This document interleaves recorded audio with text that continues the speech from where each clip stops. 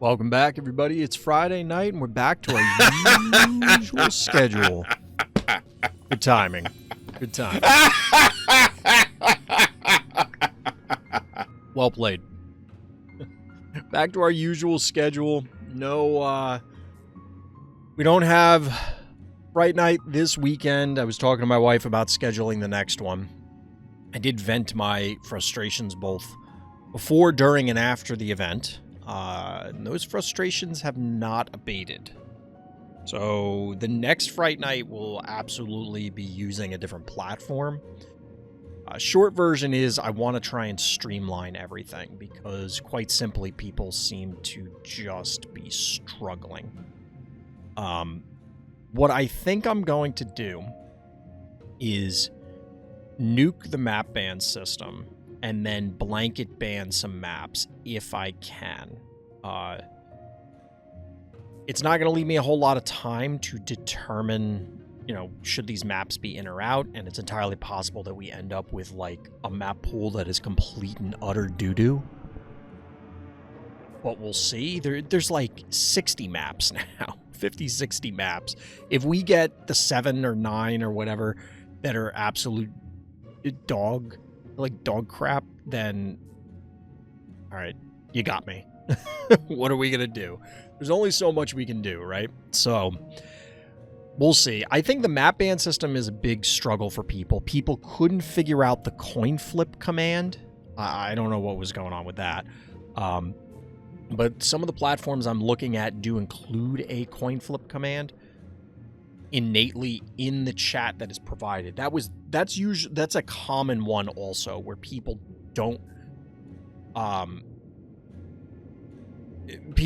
at their opponent. So then their opponent's in one channel, they're in another, and then I'm trying to actually talk to them in the channel they're supposed to be in because neither of them showed up to the right place. And it's trying to herd the cats. So we're looking at some other platforms that will have the chat innately there. The only annoying thing is one of them that I'm trying to get Phobies added to, and they haven't responded to me. So I'm going to try and send out some additional emails this weekend, which means we won't hear back till at the earliest Monday, obviously. I'm going to see if they can add Phobies because I've only seen one platform, specifically Limitless, that has a timer built in, so that because I played in events on Limitless, and they have a round timer on there, so you have to check in. If you don't check in, you auto lose, and that's how this is going to work, both for the event and for the round. So if you disappear, sounds like a you problem. Then there's also, like I said, the round timer. I don't know how, like, Limitless has not responded to me, basically. So I don't know if we're going to be able to use that. If not, we're going to have to, and this is part of the problem, is I'm going to have to keep the timer as well still, it's just one extra thing. So I'm trying to, like I said, streamline it as much as I can so that I am free to either just cast, barring like the players having a legitimate problem, like they cannot connect and they need an extended time or whatever, something like that. There's just a lot of annoyances that are very difficult to try and resolve without cooperation from people. The bottom line is I need more cooperation from the players, and there are plenty of players that do a great job, but the ones who, it feels like there are people that are actively disinterested in just like having a clue what the rules are, let alone understanding it or adhering to them. Like, they just have no interest, because they'll ask a question and I go, oh, well, you need to do X, whatever it happens to be. And then they'll respond, like actually reply in Discord to the answer with the same question that provided the answer. It'll be like, well, how many maps are we supposed to ban? And I'll say, you need to ban 2. And then I quote the rules. And they go, well, how many maps am I supposed to ban? I don't know how else to explain this to you. Like, I I literally don't know what other words to use. So we're gonna do what we can. And we'll see. We'll see. Because I think that if we remove the map ban system, but excise some of the crappier maps, assuming that they even show up in the pool, then players just flip a coin. One person picks the map. One person chooses who goes first or second, and then call it a day. I don't know if there's a better way to do it for best of one, because in best of one there's just limitations, and we have limitations on time. We can't have the event run for like 12 hours. That's not feasible, let alone for a 2-day event. So we'll see. If we ever got to the point where, as I've considered this, if we ever got to the point, because we've maxed out multiple Fright Nights now. We haven't actually started with that many people because a bunch of people no-show. If we ever got to the point where we were maxing it out and people were showing up and then we had like a wait list, I would consider expanding it, and then if we went above, say, 50 people, we would do a top 16 instead. And then in that case, I don't know. I probably wouldn't even start the stream until the round of 8. And even then, like, that's just going to take an enormous amount of time. It's going to be an enormous amount of time for the players. Which I don't think there's really another way to do it if you're going to have that many people. But we need to get there first. I know Karst has suggested the idea that we flatten the prizes, which I don't agree with for a variety of reasons. And I'm not saying it's bad. I think that these events are not the ones to do it. I think there are event types where you should have flatter prizes so that way everybody gets a little something. And yeah, you win, you get a little more, but everybody gets something for participating. And I think there's a time and a place for those. I don't think that this is the time or the place, because I think these are the way I intend Fright Night to be, and we're going to come back to intention with a different conversation later, but the way I intend Fright Night to be is it's supposed to be a quote-unquote high-level competitive event, and in that case, we do make some accommodations to allow for better competition, aka the map ban system, or for a singular Fright Night, Phobie bans. But I don't believe that we should have the prizes spread out. I think it should be the winner gets the most coffee. And like by a significant margin. I don't think they should go beyond top 8. The only thing that I've considered changing it to, and I don't think I want to do this for Fright Night, is doing it by breakpoints, because we have had people in the past bubble out at 9th, and like, look, that sucks. I bubbled out at 9th in recent months. Like, I bubbled out at 9th, or, you know, whatever. If it's top 4, it's 5th. If it's top 16, it's 17th, whatever. That's happened to me tons of times, and even recently. So, I get it. We don't really have a better, like, again, time constraints. There are always going to be limitations on the event, so trying to figure out how and what the best thing is. I'm considering, say, for like Monster of the Week, to do it differently, where if you go XO, you get Y coffee. If you go X1, you get Z coffee. If you go 111, I kind of don't want to give you anything. It's kind of like the issue becomes when we do Fright Night, because it's a 5-round event, so a 3-1-1 is not ridiculous, and I've always had in the rules that you can intentionally draw, and because it is possible to naturally draw, and although it's rare, it's not as rare as it is in many other games. So the incentive would then to be in the last round, a lot of people are probably going to draw to ensure that they hit a certain breakpoint, unless they want a prisoner's dilemma it out and go, you know what, I'm going to betray everybody and I'm going to play it out, which I don't know whether people will do that. And I think it would be, it's going to cause some drama, but it's fine. Because the difference between going 3-2 or 2-3 or 4-1 or whatever is potentially substantial. So I got to think about how we're going to do it. But I do like doing the playoffs for top 8 because it's a good stream, people enjoy it. The videos, well, we'll see how the video tomorrow does. It is like a 4.5 hour stream, and that was after I cut out 90 minutes of like other stuff. It was a 6+ hour stream. It was a very long stream. And I don't expect that it's going to get any shorter. I see the game review. We'll get to that. Megalodon when? We'll talk about that as we get through the night. I need to figure out how I'm going to phrase it. Viewer game stream was amazing, the most recent one. It was definitely a fun stream. I'm not clickbaiting it when I said it was the most unhinged set of viewer games yet. Like, it was, yeah, Eric's game was ridiculous. I still have the clips. I got to pull the clips from last week. Because I had to edit and render all the Fright Night stuff.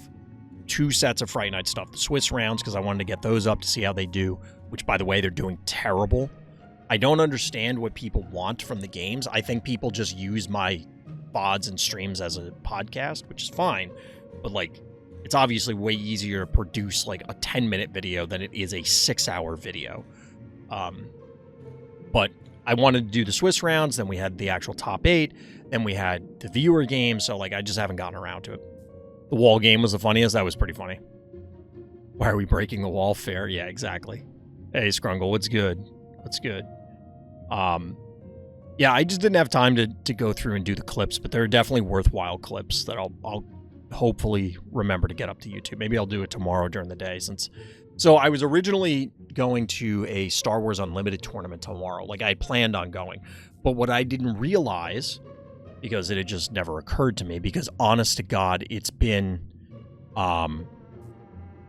15 years, 20 years, maybe more than that?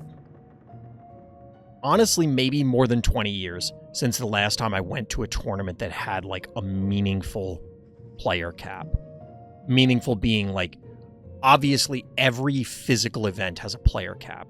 Because if you show up, like, if this was 25 years ago and I was going to a PTQ, and it was, like, it's in a random hotel ballroom, yeah, they're going to have like, there's a fire code, right? Like, you can only fit so many people physically in the building. But they were never going to max that out. Like, that was just not going to happen. Occasionally, I'm sure it happened. But, like, realistically, that never happened. This was this store I've never been to. And I didn't realize. So I went to a local event this week. I went to 2, actually. I went to a local event, and I said, oh, yeah, I'm going to try and go to this event on Saturday. And somebody's like, you better check because they're sold out. So I looked online. They're sold out. I called them up, and apparently they're at capacity. It's only 32. So, like, shit happens. I'll just have to sign up faster next time. It's just, it like legitimately never occurred to me because there's nothing listed on the site about there being a player cap. Some other events I've been to have explicitly listed it, generally for small, like super small stores. Like, I went to this one tournament that was literally in a flea market. It was literally in a flea market, and I felt like I was sitting on top, because, like, so the flea market's there, and, like, they sell cards and they sell like consignment video games. Gravedigger on the 3-stream streak. So I go there and we sign up, and I'm like, well, where do we play? Because I'm looking around the store and it's like barely as wide as my shoulders. Like, if I walk down the aisle, I don't think anybody could get past me. I'd have to turn in place and then try to turn around. Like, and the guy goes, oh, well, he walks us upstairs, and it's like walking up someone's unfinished deck. You know, like, before they varnish it and stuff, before they paint it. We go up there, and after, I swear to God, like 90 seconds, I feel like I lost 4 pounds in water weight because I felt like I was playing over a goddamn boiler. It was so hot.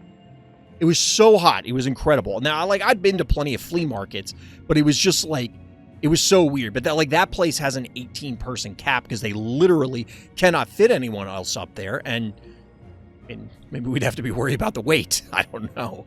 But yeah, I wanted to go to this tournament tomorrow, to get back to the original point. I didn't make it. I'm probably not going to try and, like, because it's over an hour to drive. If it was like 20 minutes away, I'd probably just go and see if I could walk in, you know, if somebody no-shows. But I'm not going to drive over an hour to try and fill a no-show slot. Like, it's not worth my time. So I might try and edit those clips tomorrow. Irk's most unnecessary red Speedola boop when you summon Gravedigger, used ability, use a tractor ability, use shove, then summon Finnegan, then use ability. Yeah, it was really funny. Like, that was just such... It felt like a yakety sack sequence. I kind of wanted... Actually, that's a good idea. Maybe I'll put that to yakety sacks. Or something similar. Like, that could be really funny. That might be a really funny-ass clip. Hey, Chomp, how you doing today? For me, I was playing a solo card game called Library of Ruina. I think I should have listened when people said the difficulty spike was vertical. Seriously, you need a Dark Souls player patience to finish that game. I've never heard of that one. Although I have been discovering more... I actually just got a notification. I want to write that down. Where'd my pen go? I had like 4 pens here. They keep disappearing on me.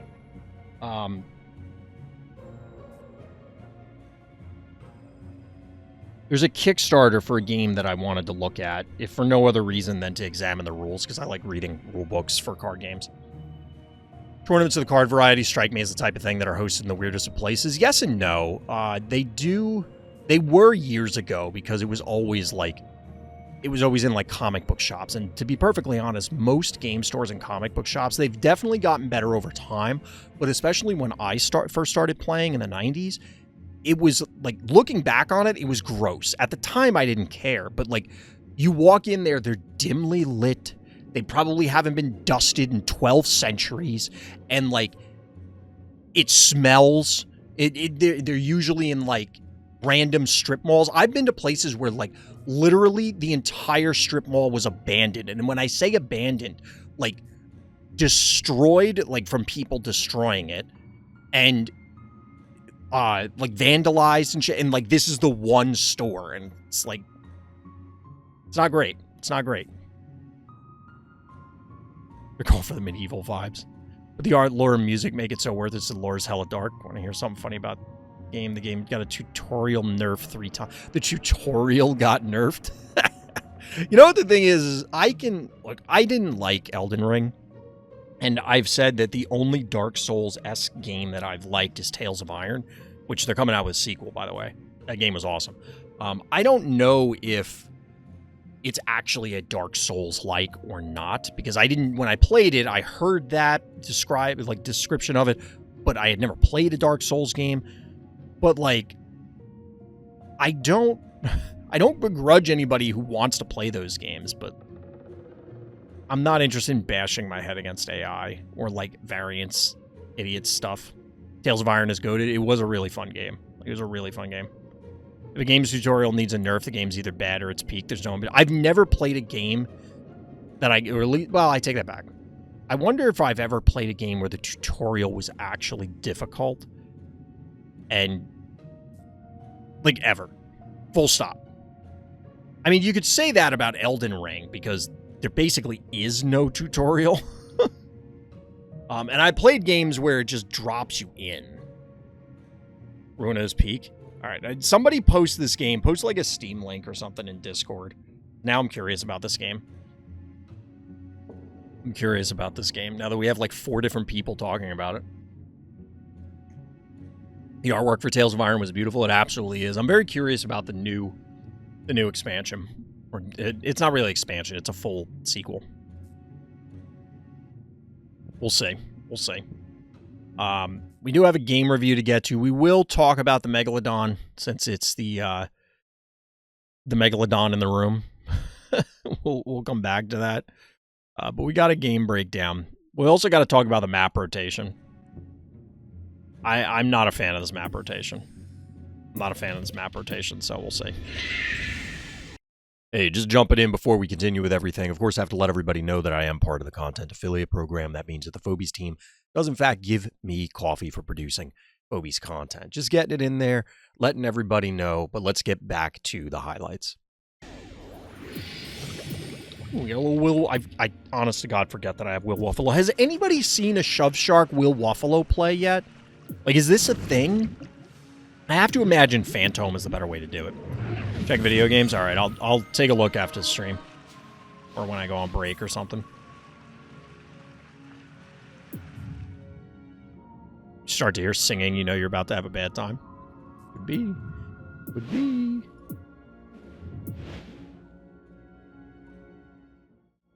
I have a surprise for you too, chat.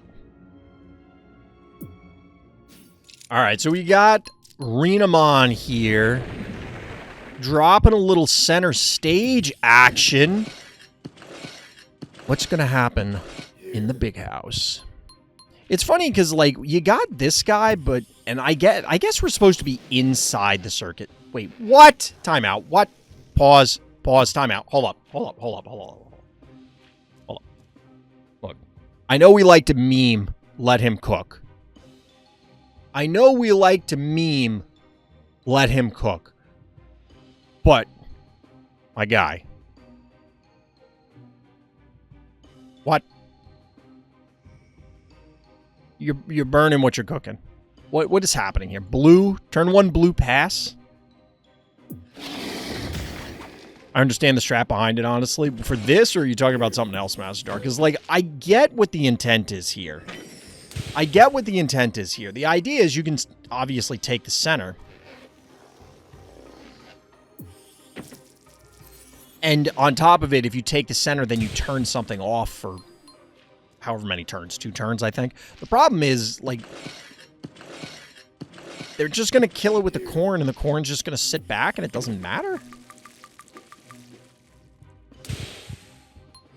So bad guys forcing our hero here. Obviously, Renamon's our hero. Forcing our hero here to like, react. Fire. Oh, no.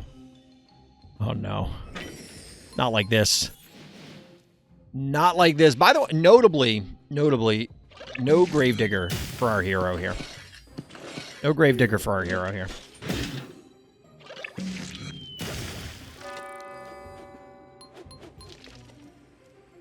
So we're evening up panic points. Obviously, yeah, like, this is going to happen. Oh, my God. Why are you doing this? What is it you hate most about fun, Renamon? What is it you hate most about fun? Really? They popped the balloon? Wait, what? Why did this happen? Why did they do this? You know that Fire Ant's a lobber, right? And you...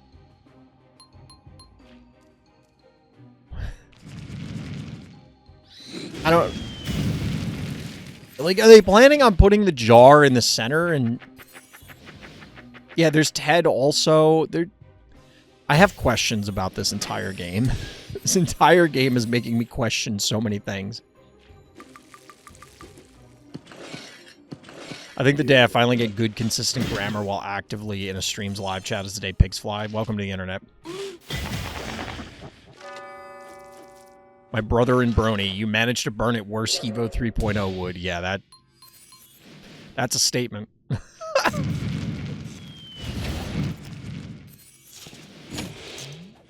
my God. Renamon, cooking. You'll never make me cap this panic point. That's one way to look at it. That's one way to look at it.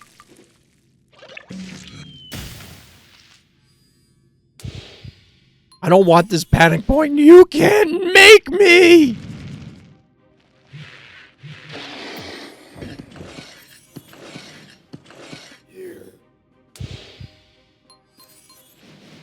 This game is cool and all, but where's Mummy? Yeah, not all of us have that. I miss that between Evo 3.0 and Wood, but just imagine it's there. Oh, I know. I know, but it's funnier to read. This is why, as a streamer, I generally find it more entertaining both as the streamer and when I'm the viewer and other streamers are reading chat, to just read things literally. Exactly as written. No interpretation. Just read it as written. Because it is way funnier. It is way funnier.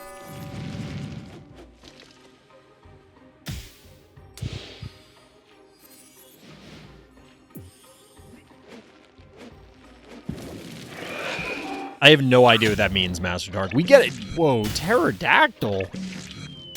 I mean, I'm not gonna lie, I don't really agree with this whole trading Noxious for Gravedigger thing. But I mean, I guess it's something. Notably, the Droney's already been used, so you can't easily get to the Ted. But we're finally opening up the middle for our hero here. We're going to cap the panic point. We're going to cook our own Gravedigger because reasons. 3 keys to 3 keys. Honestly, unless bad guy...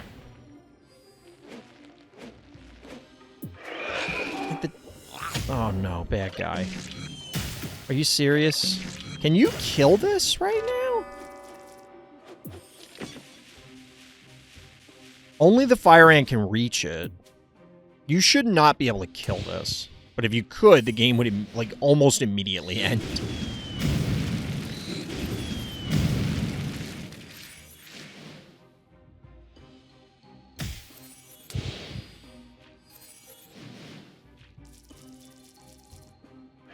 Why is the spider going up there? I guess they're afraid that there's a trap in the center. Well, now their Gravedigger's dead, they can't block themselves off from any more panic points. The Noxious Trade is worth it. True. I guess that's a fair point.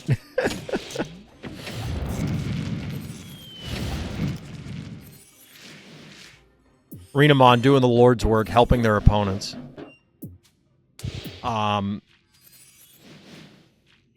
Yeah, I assume the spider was because the thought was that there was a trap in the center. Please tell me they're going to move the jar up.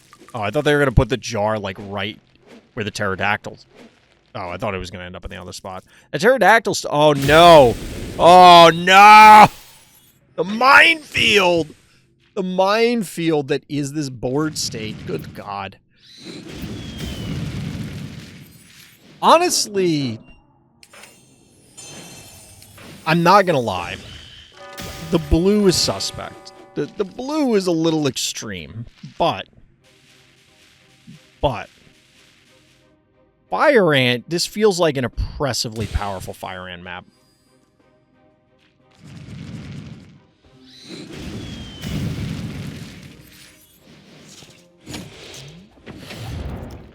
Like, don't get me wrong, like I said earlier, I get the purpose behind the blue. I get the logic. I feel like it might be cooking a little too much. Lewis, oh, I mean, that's exactly what I said the reason was, but I don't know. I have to go back and look at the sequence to see if there's a turn where you could have snuck a Gravedigger in sooner. Because if you could, then... I don't know. I guess the blue does deter them from taking the center panic point too quickly. But if you had gone Henrietta first instead of blue, it could have been hanging around and then eventually get to the center. Blue was about the only thing that didn't get cooked this game. True. Got popped in a more traditional fashion.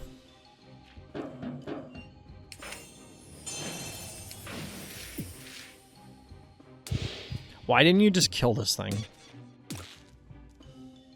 Couldn't you have just walked up and...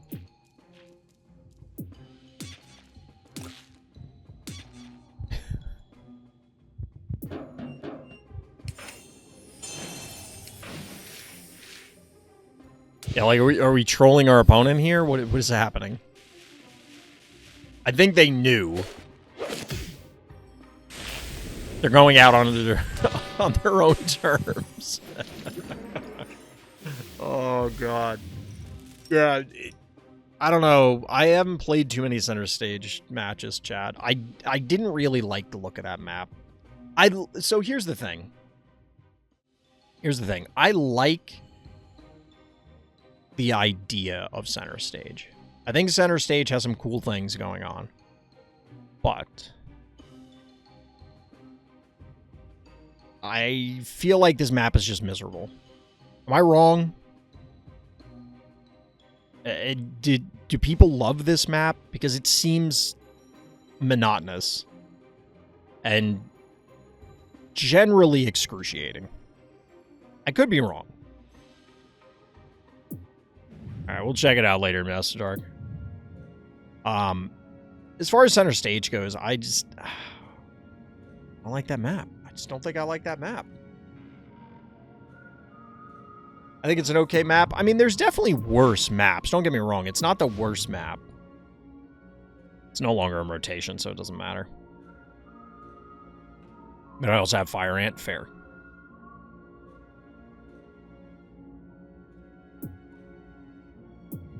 Making biscuits? What?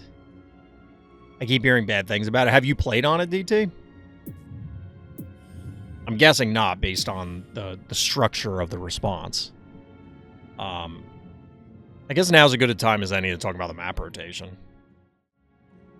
Didn't actually get games on it. I think I played like one game on it, maybe. Center stage is trash, and it's a fact, and sorry, but the only thing I see when I look at that map is a ripoff of Rise to Stardom. The thing is I think that Rise to Stardom is a worthwhile concept, or Center Stage is a worthwhile concept, and the reality is that any of these concepts, and when I'm talking about map concepts, we're talking about, like, tons of pillars. So, Big House versus Opticon and Vile Vortis. Those are basically the same map. There's a lot of differences, but they are the same concept of map.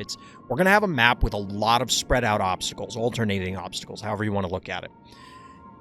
And you have big versions, Vile Vortis and Opticon, and you have small version, Big House. And there are a number of other similarities between maps that you can look at and examine when you break it down into broad strokes.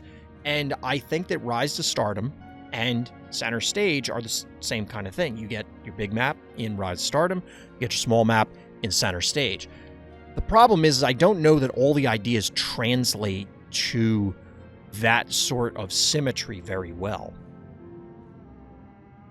One of the cats are doing things with their front legs where they keep needing something. Oh, okay. You gotta remember, I don't have cats, so...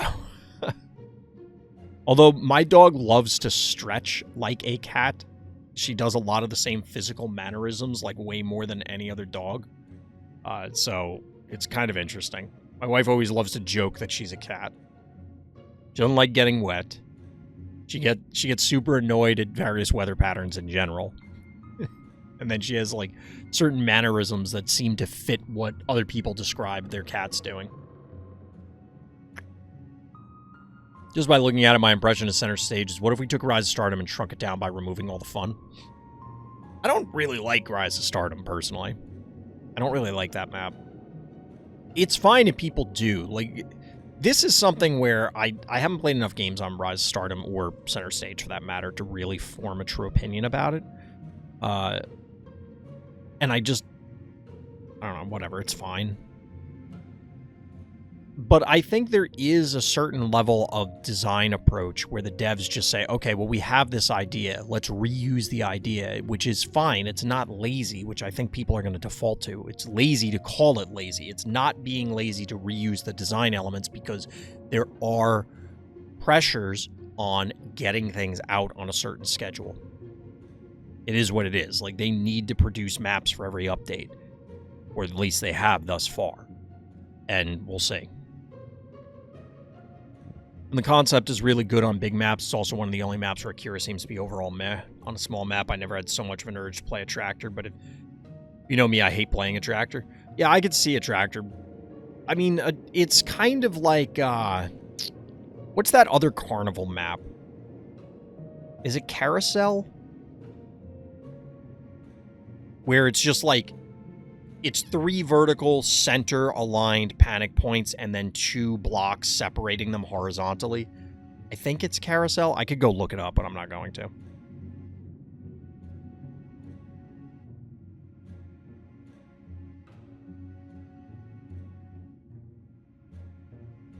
But it seems like it's that map. Center Stage is Carousel, or whatever that other map is, with more effort. Because you're required to go Gravedigger to break some of the blocks. It's that map. And I didn't like the original version, let alone the new one, so I don't know, we'll see. We shall see. Weekly map rotation, speaking of things I don't like, this rotation. Rush Hour, I don't hate nearly as much as most people, but it is a very grindy map. The games on this tend to go longer. I know, I think it was Urk championed the Gargles Chuck strat.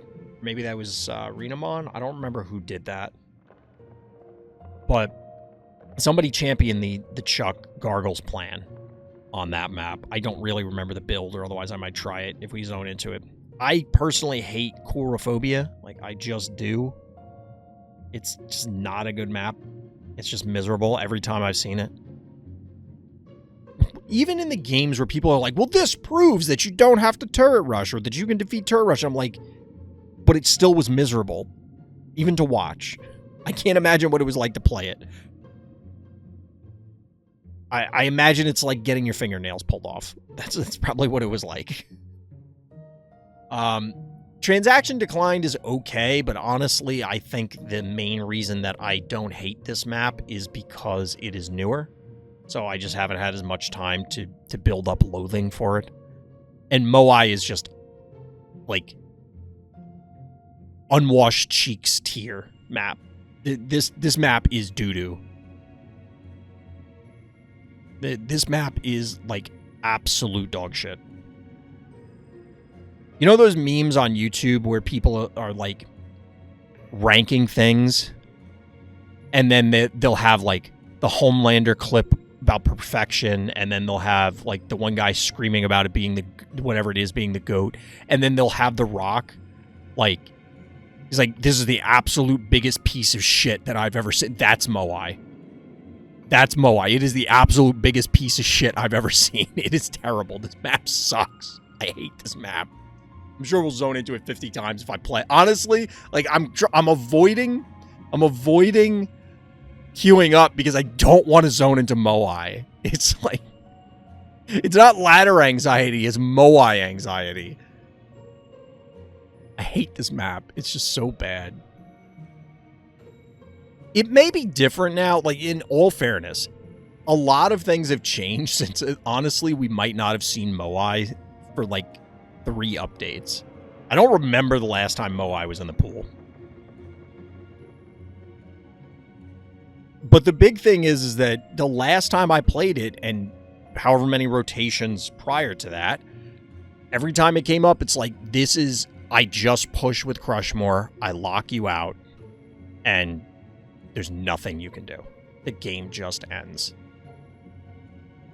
Moai is something. I've had some games on it. It's a map, all right. It is, in fact, a map in this game we call Phobies. Moai is trash and garbage until you can just free win against a lower ranked dude by heart rushing as player 1. You literally get free wins by heart rush. Like, okay, so Moai is the original Coulrophobia. You remember back when your portrait was Ginsting? Yeah, because Luffy...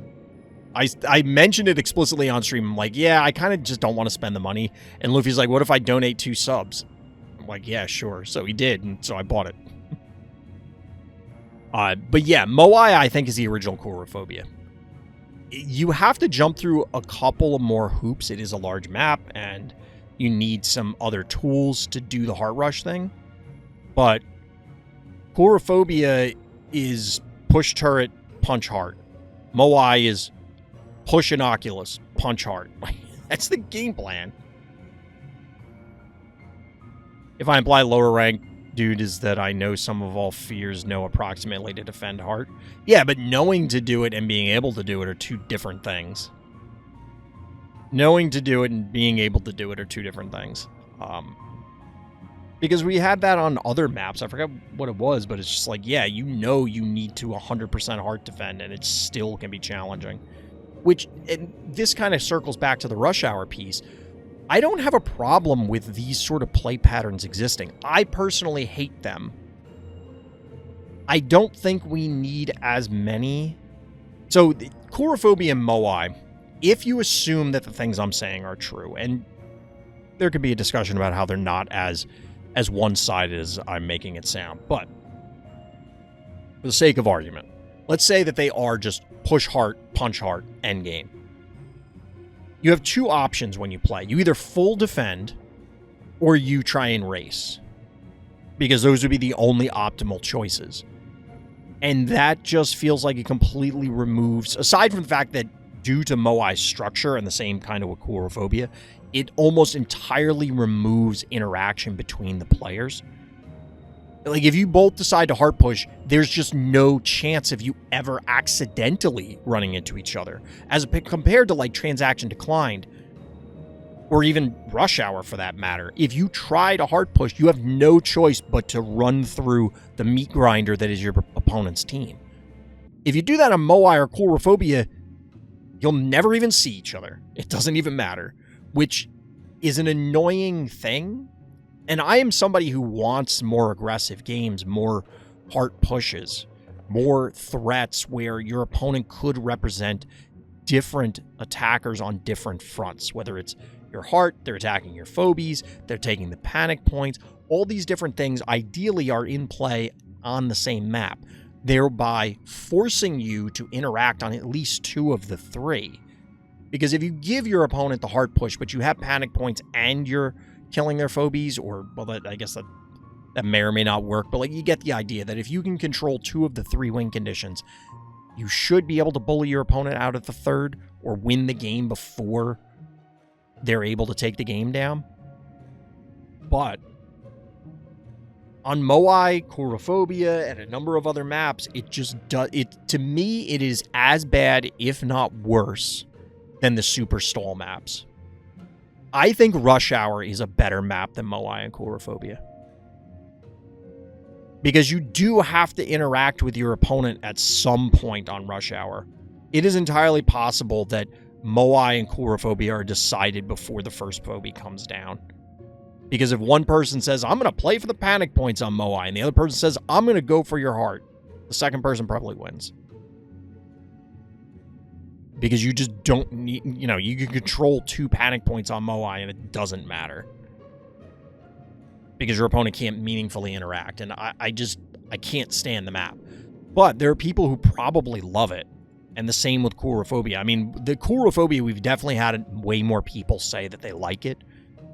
Generally in response to, I say it's a turret map, or somebody says it's a turret map, and then someone else will chime in and say, no, it's not a turret map because you can do X, Y, and Z and defend it. And it's real easy, and they then love the map. Is it because they're farming turret pushers? Is it because that one time that they defended an exciting game? I don't know. But let me put it to you this way. We started out talking about Fright Night and Monster of the Week. I will tell you right now, if we had all the maps in the pool, Moai and Coulrophobia will not be in them. They will never be in a map pool. Well, I don't want to say never. If people really wanted me to add them, I would. But by default, I would just excise those maps. There's no point in having those. They don't produce interesting games, generally. They could be considered interesting because, like, a heart race could be a very interesting spectator side of things. But I don't find them very intellectually engaging playing them. Imagining a big map where the hearts are surrounded by abyss tiles. I don't know how much I want to imagine that map anymore. That sounds miserable just because Melee... Here's the big thing about map design, right? You have to create a map, and this is a general challenge to people. Create a map where melee phobies are favored over ranged. And to be honest, I think because of the lob mechanic, that's almost impossible. And I do wonder, from a design perspective, would the game have been better if literally every lob phobie was a one-mover? Imagine if Fire Ant was a one-mover. Hevo, all 3 Hevos, one-movers. Then you kind of have this rock, paper, scissors thing where, yes, ranged, if you want range, you can move around. You can fly around the map, well, speed-wise, not necessarily literally flying, but you can fly around the map, and you can zap things, or shock them, fart on them, or whatever the phobie does. But if you have obstacles where then melee phobies have a chance to, like, dodge and weave range phobies, hypothetically, then you want a lobber, you got to put in some more effort. The problem is I think obstacles ultimately end up favoring ranged phobies more than melee phobies because you can't get as much surface area. You want a big, wide open space. And we don't really have maps where it's just... I mean, I guess we have, like, those Colosseum maps where... Well, Scoposeum's not a good one, even though it's in the name, because the lava and then the way the obstacles are. Billy's Room would be another example where, hypothetically, that should be a good melee map. You can probably get 3 melee phobies to connect on whatever. But the problem is that most of the time, they're just not going to get as many attacks. And I think across the board, melee phobies could probably use, at level 1, like, plus 100 health, plus 200 health. Like, almost universally.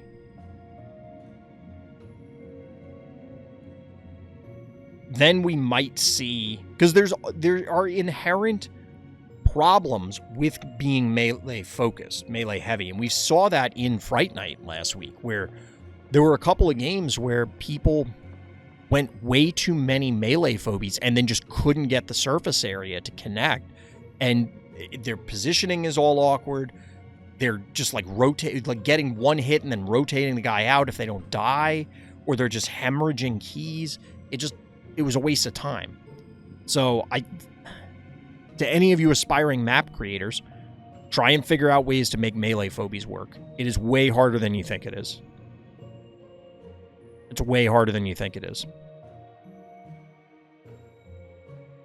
And some of that is contingent on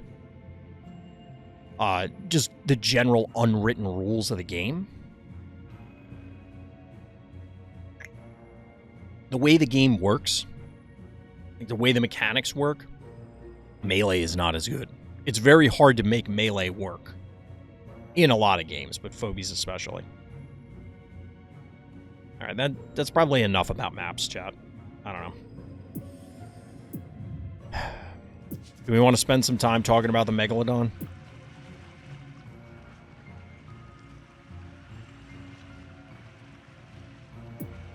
Spend some time talking about this guy.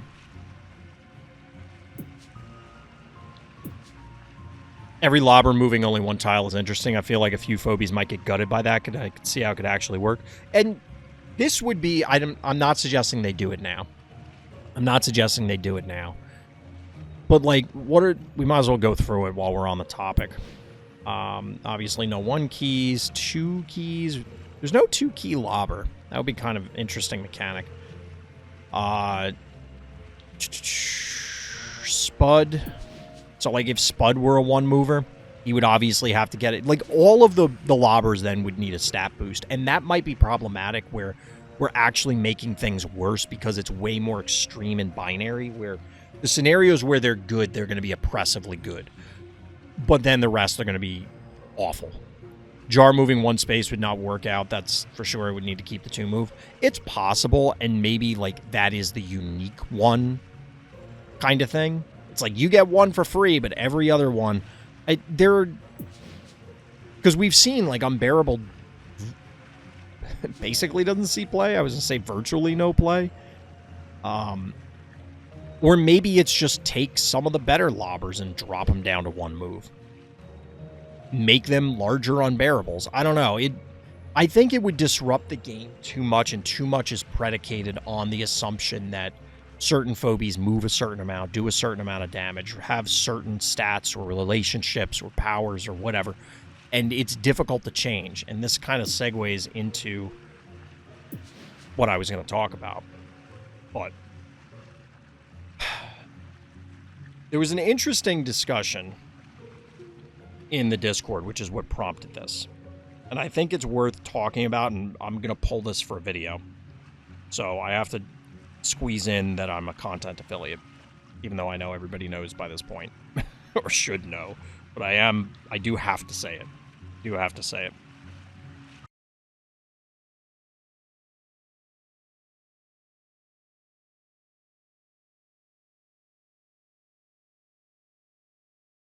We're going to talk about the 8,000-pound shark in the room, the Megalodon, as I was calling it earlier. That is Shove Shark.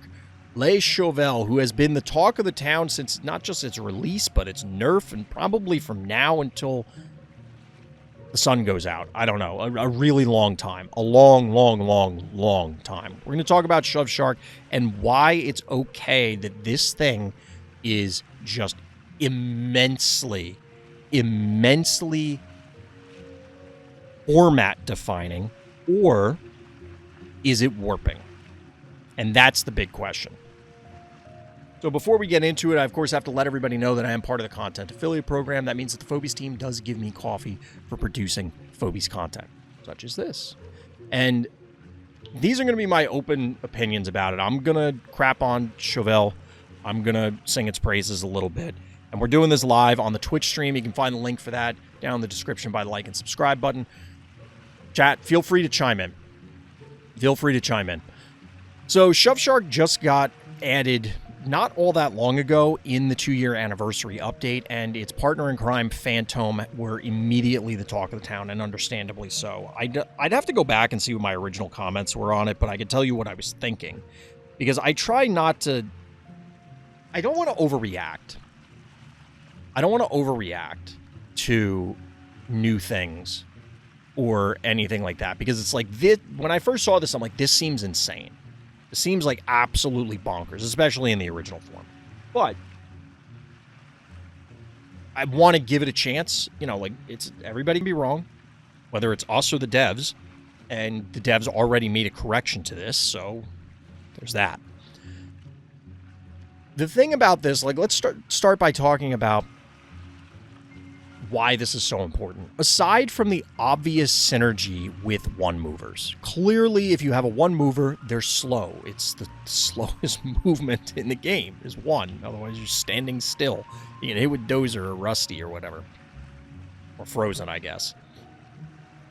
So you are incapable of keeping up with your team generally, and that definitely is a balancing aspect. So anytime you can now remove the penalty is a big deal, especially on phobies that you are already using. So the stabbies, the Bowmangles, the attractors, the Innocuous, these sort of things were already incredibly powerful, and now they get a buff. Generally in games, strategy games like this, it's not good, or you want to avoid using things that are only useful to make something else useful, and then the overall, like the sum of the parts not being greater than the whole kind of thing.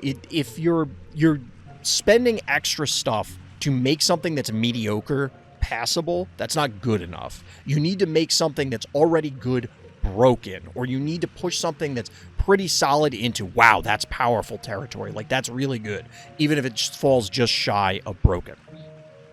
So Shove Shark here, which is the nickname I like to call it, does those things. As mentioned, the one movers are already there, but the power level when you can do things, and this was just mentioned today in Discord, and I haven't had the opportunity to do this, but for a while, if you've had Hevo 3.0 or you've played against it, a lot of people will pair Gravedigger with Hevo 3.0. Why? Because you can essentially extend the range. You drop a statue, you hit the statue twice, and it splashes your opponent's team, some number of them, great. Except with Shove Shark, you can just push the Hevo into range. It's like a better Gravedigger in that scenario because, well, it's a side grade for Gravedigger, but it allows for a lot of other explosive plays. Again, you could just boop an Innocuous into range and then zap your opponent's team for a gazillion damage. Admittedly, one target as compared to the Hevo, but still, the plays, the ceiling for plays, I think is still undiscovered. The amount of things that you can do with Shove Shark is incredible. I don't think this is going to be news to anybody. It's not a revelation, or I certainly hope it's not. But if it is, congratulations. Welcome to the party. The thing that may sound a little strange is that Shove Shark has fundamentally changed the game of Phobies. It essentially has broken a lot of the unwritten rules that were there since the beginning of the game. Now, we've seen this in other instances, namely like when Attractor released. These are watershed moments. These are pivotal Phobies. These are times in the game's lifespan where you can mark it in the before and the after. And the fact of the matter is, after Shove Shark's release, the game has changed. There are way more things that are way more dangerous now. And a discussion that came up literally today in the main Discord is, this thing is broken. It needs to go. It needs to be changed. Does it? Now, don't get me wrong. If you feel that way, that's perfectly valid. If you loved Phobies the way it was before, that's fine. I loved Phobies the way it was before. If you loved it before and you don't love it now because Shove Shark came out, that's okay. That's completely valid, and you are well within your rights to feel that way. It's not even well within your rights. Like, that's just fine. Like, you're allowed to have your opinion. You liked Game A. Phobies is now kind of becoming Game B. Is it that extreme? Kinda is. You could argue that it's not, but the thing is that what you can control is whether you continue to play Game B, if we're separating it that way. So, in this vein, the discussion that was taking place was, well, why did Shove Shark even come in? And one of the responses was, well, the devs intended it. Yes, obviously they intend every Phobie that releases, but this was intended to do this at this power level to the game. They knew that this was going to change things, and they wanted that. You can make ancillary arguments, and I've seen nothing from the devs. They wouldn't tell me directly. They would say it publicly, and they do, and they ask the devs channel and other channels all the time. That's where we know, because there was a quote posted by Karst, that they knew this was going to be at this power level. They know that it was going to come out. It was going to warp the game. We don't know if it was expressly released to try and address the quote-unquote stall meta, where games typically slow down, and then the players stare at each other, and then Shove Shark comes in, and suddenly the games accelerate. It certainly does that, but was it explicitly released to do that, or simply provide a cool new toy? They may overlap and do both things to some degree on one end or the other, but if the goal was, and again, we're hypothesizing here, we're just guessing, if the goal was just to release a cool, fun Phobie that lets you do awesome, splashy, spectacular plays, they've absolutely succeeded. They've absolutely succeeded, because there have been insane Shove Shark plays that have just blown up games out of nowhere. However, if you, to call back to the beginning, if you do not like the new world with Shove Shark, I'm not saying, well, go to hell. That's not what I'm saying. The answer is, that's okay. Not every game at all times is going to be for everyone. Hopefully you'll come around, you'll enjoy the new Shove Shark meta. If you don't, then maybe when a new expansion comes in, it'll draw you back in for either Shove Shark falls out of favor somehow, or something else comes in that tickles your fancy, whatever the case may be. But I don't think that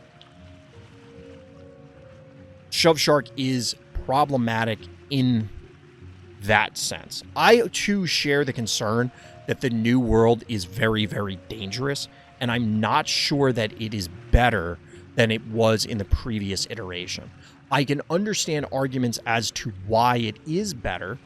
I don't know that I necessarily agree with them from a personal preference perspective. And the difference is, that's okay. We talked about maps a lot not too long ago here on the stream, and I don't like certain maps. Other people love them. There are maps that I like that other people can't stand, and I've been talking long enough that I actually bored the game client. I don't know what the future is going to hold for Phobies or how these things are going to play out, but I think it is important to look at this rationally. The devs are always going to try and push the envelope, add fun new mechanics, because the goal of every game is to be fun. The goal is not to be balanced. A perfectly balanced game is likely to be a boring game. And that's a much larger discussion that I'm not going to get into now. I have on many occasions. Maybe I'll do another video for it. But the point is that a fun game is, by definition, a fun game. If you don't find the game fun any longer because of Shove Shark or because of other reasons, that's okay.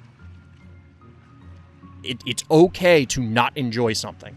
It is also okay to change your mind on the same something or to revisit that something when something else changes.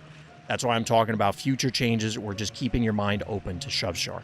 So, I don't know. Let me know what your thoughts are, because I really do think that Shove Shark has created this demarcation point in the lifespan of Phobies. There's the before and there's the after. And we're just going to have to live with it. That's going to do it for this particular discussion. Like I said, let me know your thoughts. I'm curious how other people are feeling about it and whether they think this is too extreme or not. That's going to do it. So as always, everybody, thank you for listening. Thank you for watching, and tune in next time for more Random Thoughts. All right, we got a game review. I know there were other comments coming in. Can you teleport a frozen Phobie unit to safety with Phantom? Yes. I'm guessing Phantom and Shove Shark can't be targeted. They can. Nothing's better than Gravedigger. Let's get that straight. People have always have something to complain about in a game. That means they care about it. It's a good game. Every game gets complained about, but that doesn't mean it's a good game. Like, there are things to complain about shit games. And that doesn't mean, like, your investment doesn't mean that it's a good or bad game. Because people will get emotionally invested in just about anything. I 100% agree that people are emotionally invested. And especially with the way Phobies works, you could be financially invested. And it's obviously not an investment like you could sell it off, but like you could put in a lot of money into Phobies, and then all of a sudden tomorrow the devs change the game. I understand that as a potential point of concern. But they're clearly going to keep releasing stuff. They need to keep making money, so. I don't know.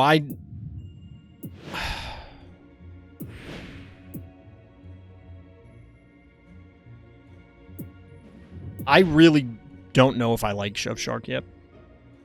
I kind of feel like I don't. I kind of feel like it's a problem.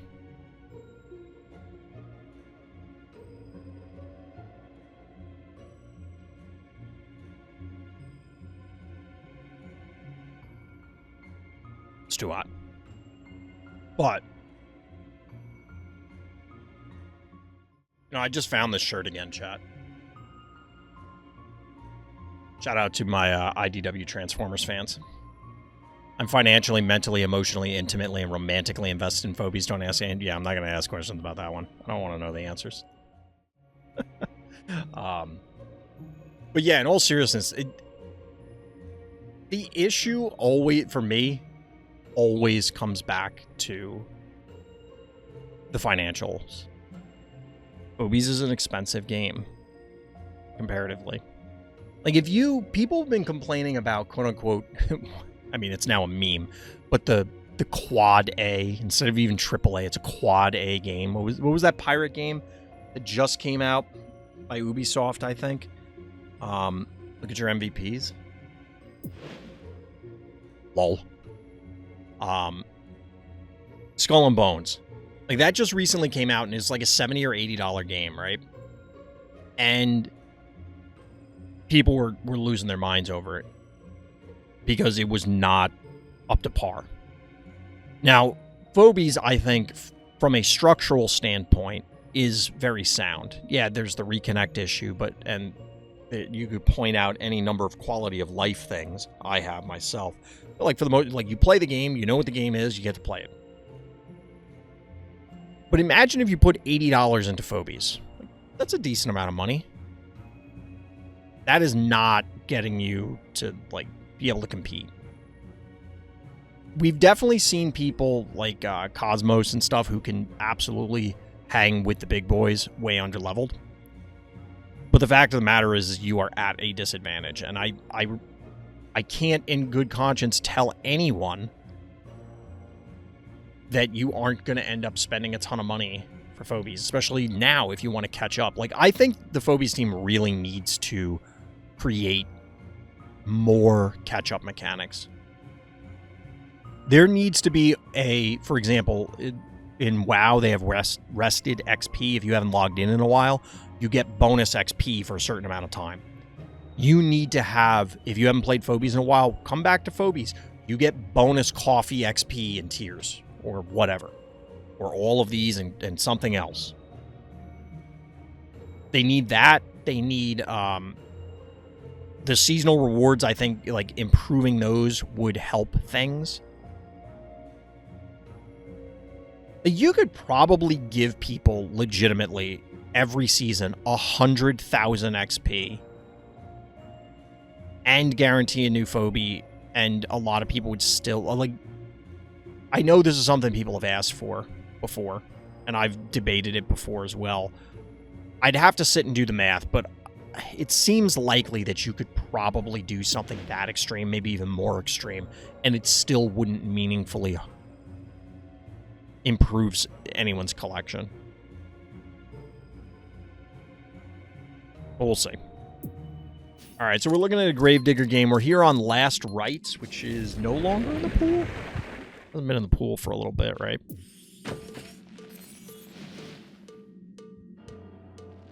Probably an async game. I didn't look when we came in.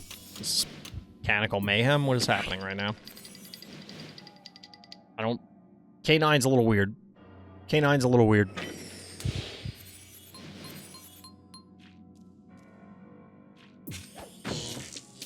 Yeah, this has got to be mechanical mayhem. I don't understand why you would turn one zappy. That might... There's just no world where that's correct, right? That can't possibly be correct. Triple panic point advantage, because, sure, bloat. Who could have seen that coming? Gravedigger, one of our resident bloat enjoyers.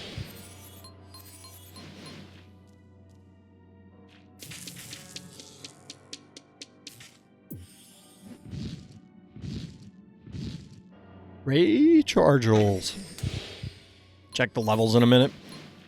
Yeah, one of the notes was that the this is a 30 level stress difference. Now, I will say, like, if we look at these, this is 12, this is 19. All right, that's a so this is a better illustration. And I have asked the Phobies team about this before, both the health bars. Like, I want an option in options to check a box to say, just always show the health bars 100% of the time. And then I want another option to say, always show a little number next to the health bar for what the phobia level is. Because it would be way easier than having to pause it and click on these every time. Not like it's a huge issue, but it is a pain in the neck. But the reason why I'm calling this out is like 30 stress levels may be meaningless. But when you're talking 19 to 12, that's a big in-game phobia level disparity. 2 electric phobies for 11 keys when Gravedigger is only 3 keys worth of mech. I'm assuming this was during the mech event, and there was an underlying assumption that people were going to go heavy mechs or something. But yeah, that's questionable at best, we'll say. Is this Ray dead? No, can't be. I don't think Zappy can be either, but... Get in there, Bloat. I think Bloat's attack animation could also use work. Honey Bear? I guess you could... Can you turn off... Yeah, you could turn off, like, these two if they go to the center. I kind of doubt they would. For, like, a whole lot of reasons, right? Wait, time out. Barzilla, what is going on here? I'm already getting matched with Alien, the level 20 Phobies in Doomsday 3. Wait, why are you Doomsday 3, Koro? Are you talking about, like, on an alt account?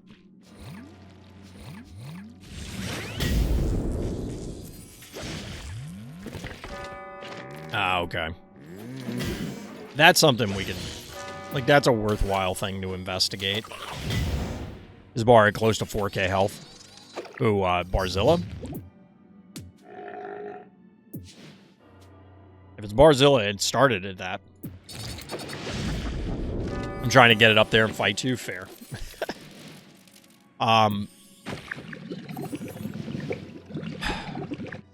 I wonder how, like, the matchmaking problems are ultimately, they do need to fix a couple things, but there are some things that are unfixable. Like, it is not possible. You either choose to have long queues, or you choose to get shitty matches.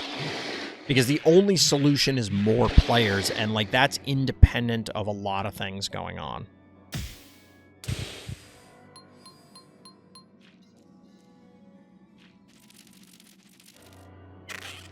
Do you have enough damage here to kill this Barzilla? I guess you could jar to... Okay. I was gonna say, like, I didn't think there was... The mini-me attack is so stupid. Panic point advantage, good guy. But yeah, just mathematically, there's only so much you can do to address the disparity in arena matchmaking, because most people seem to play async, and I wonder how much of an issue it is there, or if it is an issue, like people matching against other players ridiculously. But arena, if we assume that it's the less popular mode, and I can understand why it is, Metabot? Okay, sure. Yeah, I don't mind the level 13s. It's like facing the 20s on my main, but I'm not even trying against Alien with a level 30 account. Yeah. My ult's almost purely arena, only have 8 wins in async. I mean, you might want to do async just to get the resources. You know what I mean? So then that way you could farm it multiple ways until you're at the level you want.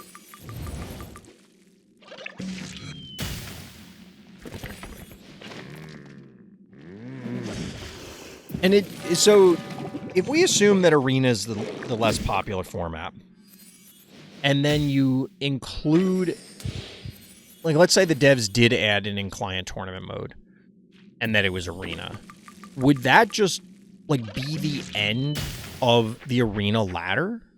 In all seriousness. Mommy has scoliosis from carrying me so hard. That would be nice, but I want to be in Sum of All Fears 3 and heebie-jeebies. Wait, what? Oh, on your account. Fair. Fair. It is kind of an amusing image. But in all seriousness, if they added another way to play arena, I think it would kill both. There's no feasible way to do a async tournament even in client. Like, they'd have to... It would not work with what we currently have. They'd have to have a new system. Whether it was chess timers or whatever, but... Well, that would be more arena-like, but...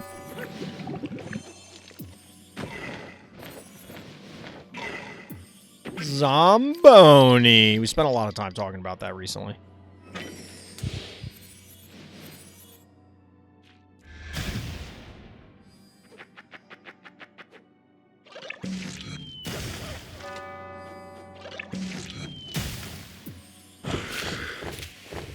I don't know what the hell bad guy was doing for, like, every turn of this game. I'm not even joking. Like, they started out quite clearly going for the event, then, or reacting to the event, assuming, again, that it was an event. And then, like, they're just doing other weird stuff. Like, why is Cerberus here?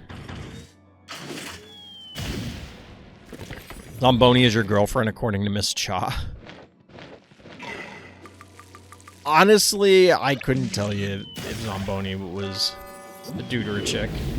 I mean, I get why people think, like, the witch motif and the long hair, that Zomboni would be female, but that doesn't necessarily mean anything. I can't believe that... What did this survive at? 2 health. Lol. Yeah. I don't know what the hell bad guy was doing here. This is weird.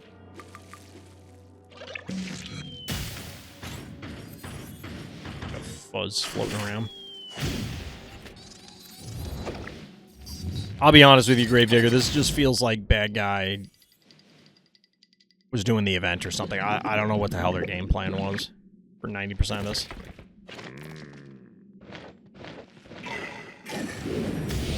I do love the Zamboni, like, animations.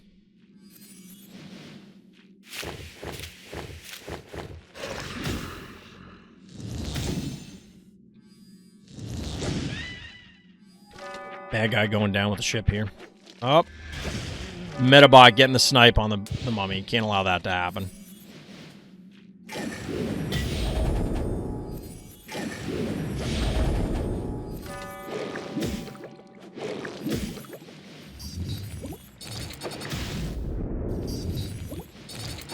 Does bad guy surrender here? I feel like you don't have enough damage to kill that Cerberus. Maybe you do. Or you just kill the heart. Okay. I thought you were going to attack all the Phobies to death, but you don't need to do that. I keep repeating this every time it comes up. If you're winning, you don't need to do that. You get the resources for everything dying anyway. GG. Mummy is Cerberus with 2 movement, burrow movement, and procreates. It also costs 2 more keys. And we had this discussion a long time ago about how Hydra is, for almost every intent and purpose, a better version of Cerberus because it's 2 keys less. But yeah, matchmaking in Arena is kind of slow too. Feels like I'm already in Sum of All Fears sometimes. That's what I keep seeing pop up. I don't think so Arena, or excuse me, Async is going to be faster no matter what. Because it's just picking up, like, whoever's available, and it seems to be the larger population. Cerberus can leech and Hydra can't. That's almost always irrelevant. It matters occasionally, but it's almost always irrelevant. So, again, if we assume Arena is the less populated mode, the less popular mode, it's naturally going to have a longer queue time. It's also going to have an active, longer queue time, because, like, you're sitting there watching it, so it feels longer. But a queue time of, like, a minute or 2 isn't bad, and I don't really know what people are expecting beyond that.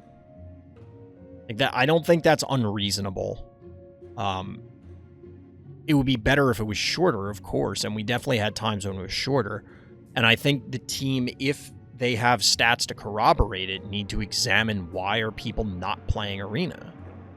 And to be honest, I don't know why people play Async other than they just don't have time for Arena, or they feel stressed for, like, when they play Arena. Which I get, but I can't sit there and play Async. It's just not worth it to me. It's possible that Arena just will never be popular. 2 gifted sub to review another one of my games. I mean, you could just wait until the cooldown's up in like 10 minutes. If you want to donate subs, you can, but you do it for free in like 10 minutes. But their tags and being able to get health back is useful. No, I think just having 1 million HP is the useful part. So the difference is with Cerberus and Hydra is that the Cerberus is almost never going to leech health. Like, almost neither of them ever connect. Those are the top 2 reasons stated by people in Discord who prefer Async. I mean, those would be the reasons. Time and stress, yep. And I get it. I get it. But there's no amount of matchmaking fixing. Hey, Gravedigger with them gifted subs. Let's go. Succubus? Why? I really want to say that person's name is Yowza, but that's not it. It's YZA. Wow. Welcome. Hope you say thank you for them subs. Yeah, we can do another one, Gravedigger, if you really want. I don't, like, you can't, there's no amount of matchmaking that will fix someone's schedule being unable to accommodate Arena, or the stress of the timer being able, like, no amount of matchmaking will fix that. Stress is part of the game. It's even used for progression. Yeah, but, like, hearing the timer in your ear is stressful. And I get it, that people don't like that or don't want that. You work a 9 to 5 and you're tired, you just want to play a couple games, you don't need added stress. I can accept that people want that or don't want that. But the problem is, like I said, there's literally no amount of matchmaking that fixes that. So what you need to fix matchmaking is more population. We'll get to Gravedigger's game in a second. So you need more population. You do it one of two ways. You get more people into the game, whether that's converts from async to arena, just because it's like, hey, we'll do a promo, and then suddenly people realize, hey, it's not that stressful, and then they get into it, and like they like it. Because sometimes just getting over the hump is the problem. You just need a little push. Or you bring in net new people, and then they default to going to arena. There you go. The other way is what Karst has always been suggesting, which is you add bots. And I don't like the idea of adding bots, and I don't think they will, because they obviously made a big stink months ago about...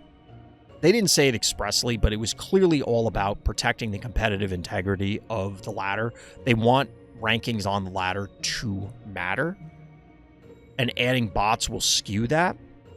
It also sounds like, based on what they've said publicly in Ask the Devs, I think it was in Ask the Devs when Karst has pressed them about this before, that programming the bots is a non-trivial undertaking, which I would expect. So getting a bot that would be intelligent enough and providing an appropriate collection, I guess you could just give it every phobie, to compete at Sum of All Fears 3, where players are experiencing the extended queue times, is problematic. Now, this also, and this comes up all the time, I am of the opinion that someone in Sum of All Fears 3 should never play someone below Sum of All Fears. Like, it should literally be impossible. The game just will keep you in the queue forever. I would rather it do that.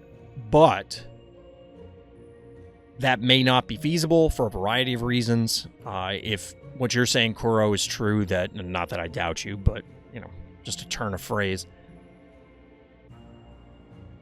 If the queue times are that long, it's at Doomsday 3, that you're still running into problems, and then you're suddenly hitting Alien Engineer, it could be time of day, and I said that in a recent thread in the main Discord, that, like, look, if you play in a time zone where it's just no one else in your time zone plays Phobies, it's not much you can do. Like, you're going to have to wait. You can't, and the only way to resolve that would be bots. I've always been of the opinion that ladder in 100% of games is irrelevant. Like, who cares? It's meaningless. Especially since right now the Phobies ladder has nothing attached to it. Like, it doesn't matter. You get first, you get dead last. You get the same reward. Goose egg. It means nothing. Well, I guess you get slightly better rewards for, like, being in a higher ranking, but it's not a meaningful. So if you're Sum of All Fears 1 last place, you're in a D rank, and your number 1 rank on the ladder, I'm pretty sure those are the same. But the point is, there aren't significant enough rewards to make climbing the ladder relevant. Hence, tournaments. Much lower time investment. You can modify the rules to try and level things out. There are a lot of advantages, including prizes, so sign up for tournaments. Karst thinks every phobie should be 100% equal, and I disagree. So Karst likes to quote the original statement from the devs. This was, I think, pre-Phobies launch. That was something like, we want them to all be equally viable. I don't think it's the way that Karst interprets it, but as written, it supports Karst's point. But I think we can plainly see, like, people can say things, and then people can do things. And let me tell you which one, as one of my football coaches used to say, if you put potential in this hand, and you put dog shit in this hand, we'll see which one fills up first. Like, the bottom line is, it doesn't, that saying as stated does not quite apply here, but the point is, what someone says, or what an organization says, and what they do are two different things. They may align, they may not. And in this case, they've clearly demonstrated that they want niche phobies. They want phobies that are going to be, hey, I can do this cool play this one time because it's on this map and my opponent did this and then the board state is that and then I create this awesome feeling. That's what they seem to want. And the game is going to be more interesting for having a core set of phobies surrounded by an ancillary cast of players that can jump in at certain times. It's like, oh, well, I need a lobber. Generally, I would use Klepto, but here I'm going to use this other phobie because it has a slight advantage on this map. And then you kind of like nerf hammer the ones that are too egregious, and you buff up the other ones. So there's a lot of different ways to interpret it. You put all of those aside for the moment. I don't think that it's even reasonable to balance a cast of almost 200 game pieces that are 100% available all the time. This is not a card game.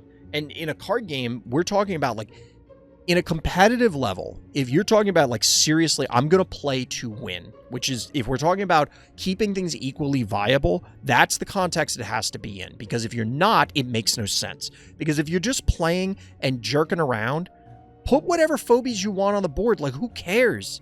They're all equally viable because you get keys and you can put them on the board. It's the same.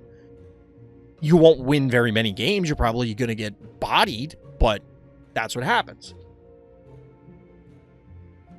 In a competitive card game, it is not uncommon for less than 10%, less than 1 in 10 cards to make it into the tier 1 scene. It's just the way it is because you can only fit so many of a certain effect or certain power or certain ability into a certain cost slot. And then those cost slots are then defined within the different builds. Does this deck need this effect? Does the meta support this strategy existing? Now in Phobies, it becomes a little different because you always have 100% of your deck available. If you had the entire collection of Phobies, literally every single one, you could put out any phobia you wanted in any game. But the map, your opponent, how the game plays out, how you're feeling that day, how they're feeling that day, there's a whole lot of things that play into whether those things should or should not happen. Like the most recent discussion was about Leshy. It's like, well, Leshy's terrible. We need to buff Leshy. Do we? Or is it just that what Leshy does, an AoE healer, is not commonly relevant? Most games, healing is terrible. You don't bother. Why? Because, well, all your phobies function almost identically when they're at 1 health and when they're at full health. So why bother healing them? It only matters if you need to perpetuate that phobia. That phobia needs to continue doing things that you'll heal them. And most of the time, you'd rather pay 1 to heal 1 guy and then put 7 keys worth of guys on the board to continue the fight. Now, I've seen Leshy win games explicitly because it was Leshy. I guess maybe, I think this was pre-Zamboni, but Zamboni could have done something similar. But the point is that the scenarios where you need an AoE healer just aren't that common. And to be honest, if they had an AoE healer at 1, 2, 3, 4, 5, 6, 7, and 9, maybe we're going to see other stuff. Hey, 500 bits for that mummy. Shout out to Gravedigger, thank you. Like, there may just literally be no way to have a reasonable 8-cost AoE healer that's melee for sure. Like, for every suggestion I see about buffing Leshy is like, well, give it like 3 movement or something, or like give it insane stats or completely rework it. Yo, shout out Gravedigger, get mini me 500 more bits, thank you. It's entirely possible that maybe it just needs to be ranged. Maybe it needs a lot of different things, or we could just leave it alone and like not every phobia is going to be utilized as much as every other phobia. And I think that's okay. But it does call back to beat the dead horse, the economy in phobies. If you could get phobies more regularly and get them leveled up faster, I don't think anybody would complain that Leshy is bad. There would be somebody, I take that back. There would be somebody complaining because it's like, hey, I really like this guy. He's a cool design, but he sucks. But that would kind of be the end of it because it's like, all right, I'll move on to other Phobies and enjoy them. If you get one ultra rare a quarter or once a year because of the way the Phobies economy works, it's that much bigger of a pain in the balls when you open Leshy and not Hevo. 3.0, obviously. Like, that sucks. And I get it. But the issue there is not necessarily Leshy's power level. It's the economy. That is the problem. Which one can be fixed is a different discussion. And realistically, Leshy's going to change before the Phobies in-game economy. So it's kind of a moot point. Yes, we're talking about Phobies, Quandavius.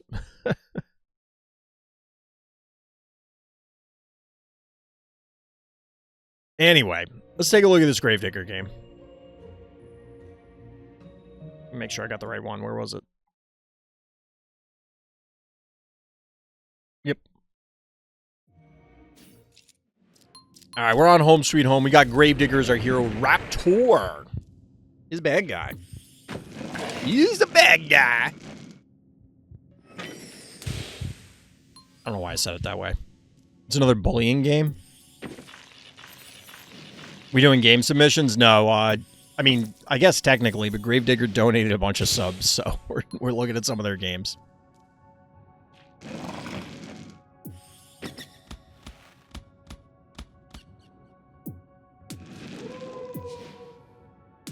All right, so this one's much closer. This one's much closer.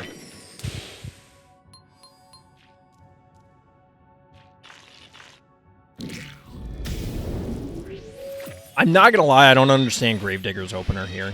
Like, creep sock Asin into Snowball when there's a, like, okay, you did a little bit of damage here, but obviously this thing is gonna do more damage. Like, you end up on the wrong end of the stick here. We'll call it the poop end of the stick. It's the poopy end. You don't want the poopy end of the stick. It's gross. Because there's poop.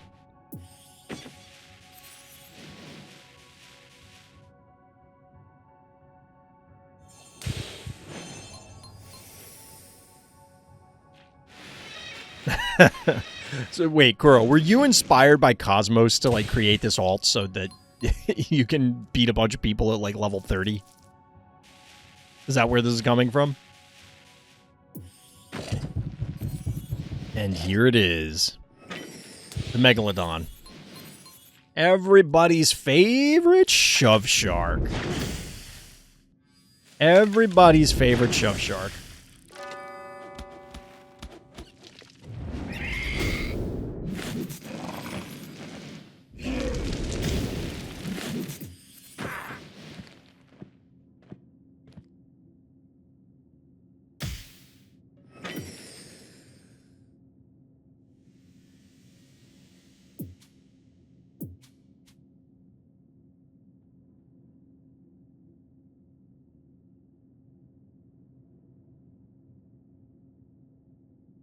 What reality does this end well for bad guy?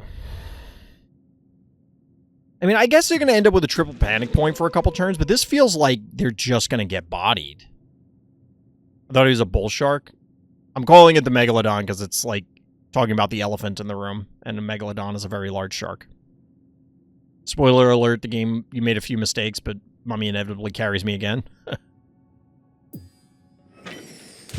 Yo, Mater, what's good?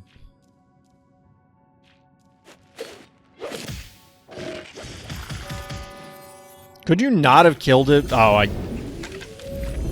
okay, I get... Wait, what?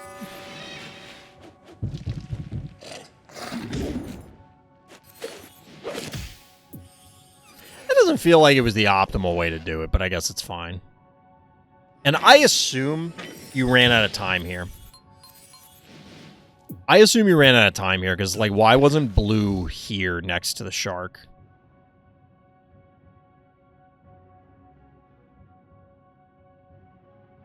That seems weird. Random toy. You know what's funny? I haven't gotten any toys in a while. There is one that I don't have to order, but I want to get one of the remaining Dinobots that I'm missing. Finish the set. But I ordered accessories, we'll say, and there might be some more that I'm ordering. So the ones I ordered were just little stands to help my G.I. Joes stand. I don't know if people can see them over there. Like, over there. That third one, or second one from the floor. That one, they were all just laying in a pile. So I got these little stands to put on their feet. You can't really see them because they're clear, which is cool. But most of them are standing up. I haven't done it all. Yeah, I got those, and I'm thinking about ordering... there's apparently this $35 accessory set where it comes with a little arcade cabinet like this for a made-up game. But the thing is that the arcade cabinet, it's not a Mortal Kombat cabinet, it's like a made-up game.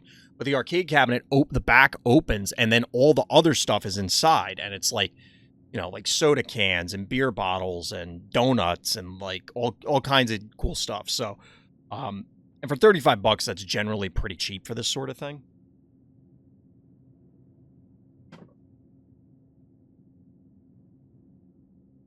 They're always around. Well, the thing is, like, my wife built all of these. Like, all those 4D tops, and then there's another shelving unit. Like, she put them all together when we first moved into the house. So, like, I appreciate everything she did. Congrats for that collection. Thank you. I mean, this is not all of it. This is, like, not even close to all of it. So you can't... Well, finish the thought. And then we've got to get back to Gravedigger's game. But my wife put all these together as a surprise when we moved in. And it's awesome, because I've never had anything like this. And I think it looks really cool with them displayed. But yeah... I can't open the door without everything falling over. So I actually have to keep it, like, sort of ajar. Or if I close it too tight, like, it actually fastens the magnets. It'll cause problems. I had it before Cosmos was found, but no, I wanted to mess around in lower levels and learn more skills for being at a level disadvantage. That's fair, Koro. We can watch my game, then get back to the conversation. Fair. This happens. It happens in every game. You may notice it more because, like, we're watching your game at the time, but, like, trust me, no one is immune to random digressions. No one is immune to random digressions. So we're going to see a Shove Shark play. Now, you can't... Okay, never mind. Wait, if you were 1, 2, 3... Yeah, you couldn't reach anyway. Couldn't reach anyway here. This is actually a decent blue setup. Like... Alright, here's the mummy. I'll be honest, Gravedigger, I think you... People call it yapping, I call it having a conversation. Well, yapping is always... Okay, time out. Time out. Yapping is like when someone's just talking for the sake of talking, which, I mean, that's what streaming is. But I wanted to call out two things, game-wise. We'll figure that out. No, I don't, Bader, but we'll figure that out afterwards. So, well, three things. First of all, what the hell is happening to Blue? That guy just realized that he shit his pants. Like, that's... Oh, no! Oh, no! He 100% just crapped his pants. If you've seen someone who has crapped their pants, you know what the look is. Oh, no. That is the look of someone who pooped their pants. So, that's one. Blue, more like brown. So anyway, two, I do like the boop play with Blue, and I hope that comes up in a Fright Night or Monster of the Week. Like, that is the game-breaking play, that someone shoves Shark's Blue into someone's team and powers down, like, the whole team. Because that would be sick. That would be super sick. Now, point 3 was originally point 1 or 2, whatever. I did want to say, I feel like, Gravedigger, you do overuse Mummy, which I can appreciate having a favorite phobie. And I'm not saying it's bad here, but there are definitely games where we've seen you slam Mummy that probably would have been better off if it wasn't Mummy. Probably would have been better off if it wasn't Mummy. This one looks like it might be okay. That guy does have 8 keys, though. We'll see. We'll see. You debuff stack? I don't believe so. I'm pretty sure they don't. I don't think anything in the game stacks like that. Well, I guess you could say stims and attack buffs.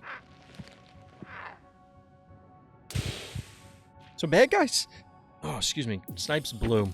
Better 8 key... Well, it's not necessarily like... I know you're memeing, but like... It's not necessarily putting a specific 8 key on the board. Also, I didn't know this is what happens when they burrow. Like, there's a point where you're literally not on the board. That's kind of cool, though. Which implies that these stages are somewhat 3D, because that means that they're still around there, maybe? Like, do they move the model underground, or does it just phase out of existence?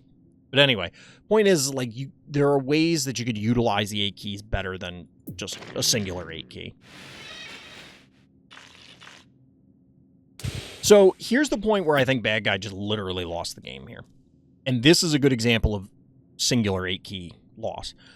Yeti does allow you, like hypothetically, Yeti could take this or this off the board, and then all of a sudden Gravedigger has like nothing.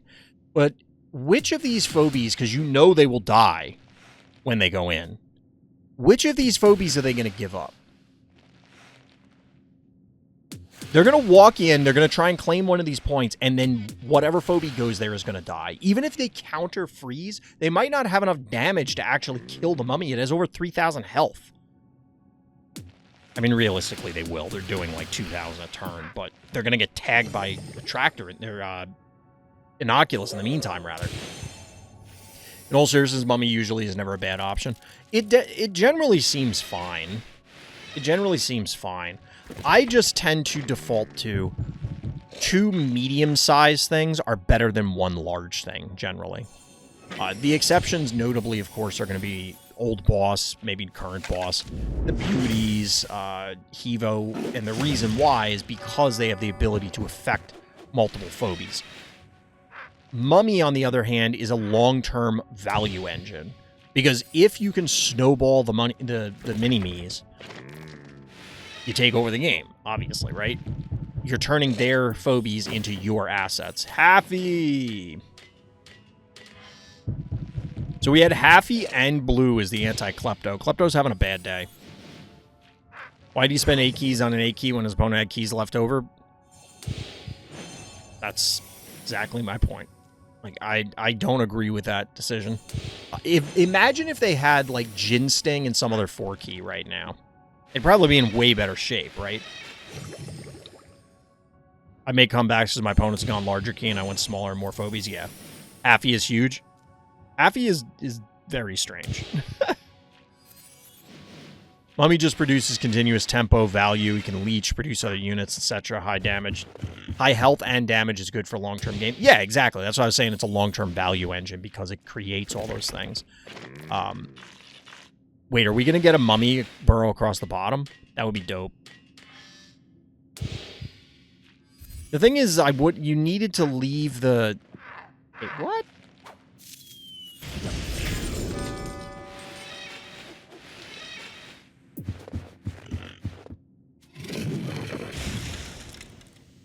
All right, triple key advantage here. Our hero is pretty low on hard health. Like, how low?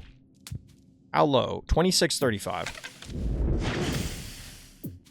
All right, so we're going to target down the Yeti.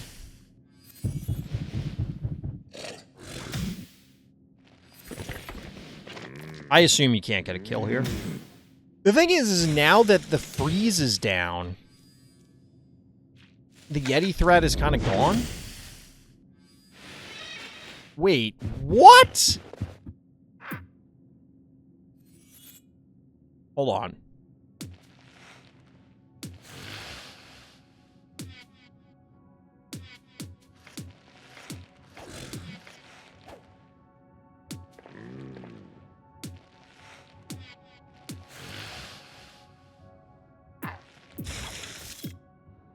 Did Bad Guy just throw this game? Hold on, we're going to Madden this one, chat. We're going to Madden this one. That's what I'm thinking, dude. That's what I'm looking at. I'm trying to figure this out. Like, hold on. Somebody else do the math. Because, like, Mummy has 3,000 HP, but this does 520, so 1,000. This does 1,100. So, we're already over 2K. And then this does another 1,000. 1,000, 2,000, 3,000. And change. Kill the mummy. Then, Gravedigger just loses. Mummy's intimidating. Yeah, I mean, like, in all seriousness, like, I think bad guy just got scared. No, Klepto can't die is the thing. So, like, you have to attack Yeti with Inoculus, which means you only get 1,500 damage here, basically. Because you get 2 attacks from this, you get an attack from this. So what they should have done,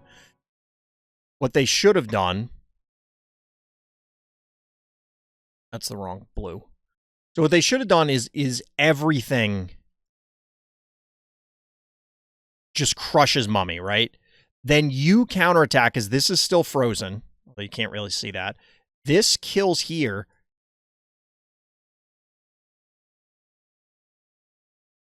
Then you can't kill the Klepto, so then the Klepto kills this.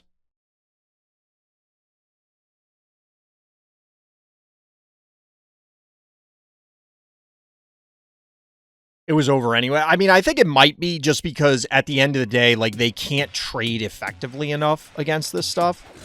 Because Klepto would be unable to kill this. You probably...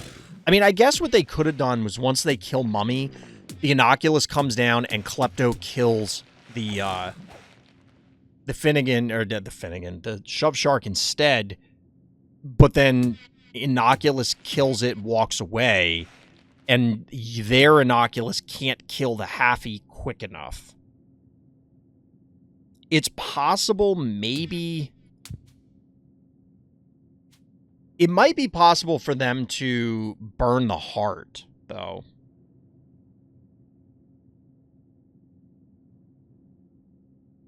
Yeah, it would have been hit twice by Shove Shark and once by Inoculus, and it would have lived.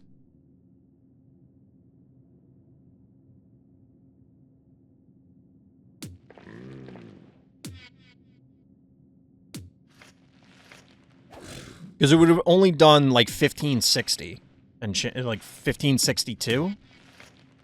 No, it would have done a little bit more than that, but under 1,600 damage is the point.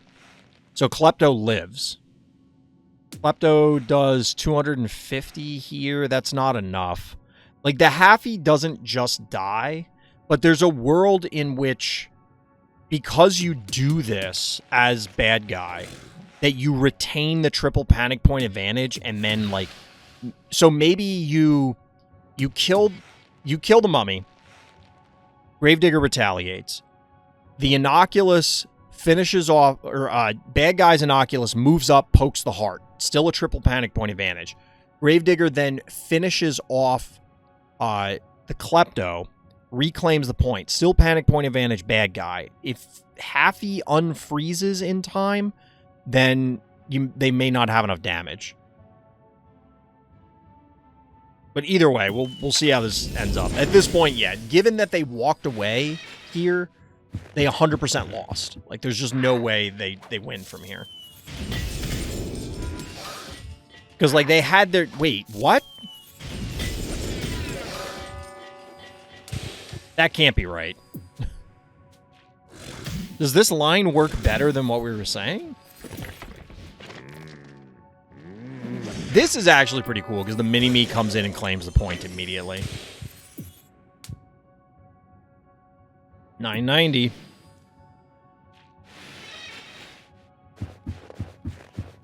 Yeah, I think you're dead if they kill the mummy.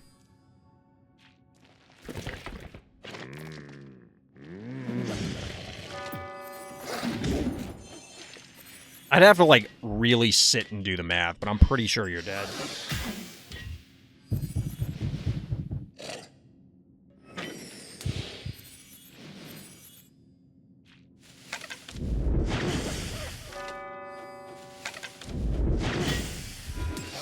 Like, feel free to correct me, chat. It feels like you kill the mummy as bad guy, and then you can get there. And then you don't have the snowballing threat here. Especially since... So, Haffy was kind of irrelevant. It was annoying due to the klepto. But... the main thing is that it would have been able to body block and make Innocuous have to migrate and therefore not get 2 hits. So our hero is down to 990. They would have taken probably... they might have been dead just from a hit to the heart plus another turn of triple panic point advantage. There's a good chance because of the heart damage. I think by the end of the turn, the heart's 1 hit unless they kill Klepto. And the thing... so the way that sequence works out is Gravedigger's left with Haffy Innocuous. Bad guy's only left with Innocuous, but you can't body block the heart out. I don't think. Well, actually, no. Can't you, Actually, so what they would have to do is park Haffy's fat ass right here. Because the Innocuous would be here. So then it couldn't get through because the Innocuous wouldn't have enough damage to actually kill it. Now, there is a world in which I guess... now, because you just walk Haffy around and claim every point that you can. Because you can't ever, as bad guy, walk your Innocuous anywhere close enough that our hero's Innocuous could light it up. I think the freeze was a bad choice. Yeah, Yeti is just not very good. Which is another example. We were talking about this earlier, specifically with Leshy, but like other freeze phobies seem fine. I mean, Frosty has other things going for it, namely that it's like, I mean, it's a Blom, but like an AoE freeze, a multi-hit freeze. But Ice Cream, I think, is probably better than Yeti, and it's half the cost. Therefore, what if there was a 4-cost Leshy? Probably playable, right? The problem I have with most people suggestions, as far as phobies go, is they either want to make a phobie overpowered, or they want to change it into something that it's clearly not supposed to be. It's like, well, in order to fix the freeze, it needs to actually also have Heartbreaker and 5 movement. Well, okay, what are we talking about here? Because like, it's no longer... or like, instead of an AoE heal, what if it just dealt massive AoE damage to everything? It's like, what are you talking about? Like, where are we going with this? The suggestions most people have, and it's like, it's fine if this phobie in this niche is just not good, because the game doesn't allow for that. Whatever the thing is. But people just understandably can't accept that. Zamboni better? I mean, it probably is, especially with the Brony synergy. Should have frozen Mummy? 100%. Like, they 100% put Yeti on the board with the intent to freeze Mummy, and then said, you know what's better? Let's freeze the 2 key. Like, what are you thinking? I saw someone saying, I think Boss should walk 3 moves, JK. You know, it's funny, I'm sure it was suggested. I'm confident someone brought that up. All right, Chad, I'm going to take a quick break. I want to refill my water. I haven't actually played any games. Is the season over yet? When is the season over? Oh, it's over tomorrow. I played like, no joke, I played like 5 games this season. We've casted so many games, which, I mean, I don't mind it. I like watching Phobies too. All right, Chad, I'll be right back. Oh, that looks terrible. So, I moved the puppy camera. You can kind of see me. That looks awful. Like, you can't see anything there. It just looks bad. It probably looks better like this. See the camera there now. I need, like, an actual camera. But anyway. Yeah, I know Bader redeemed a toy review, but I don't... Closest thing I have to any, like, literally any Marvel toys would be a Transformer or a G.I. Joe, because they did have Marvel Comics at one point in time. Or I have a couple Spawn toys, and they are, actually, well, the Spawn toys are comics, so that's where the connection is. But I do have some Aliens and Predators, which are now owned by Disney, so Marvel adjacent. I've only got my Blondie play in Together Forever, but I can't buy the game review. You could always put it in the for Sunday. Always put it in for Sunday. People always say they have issues with this, but every time I look at the game review queue thing in the dashboard, there's nothing preventing it.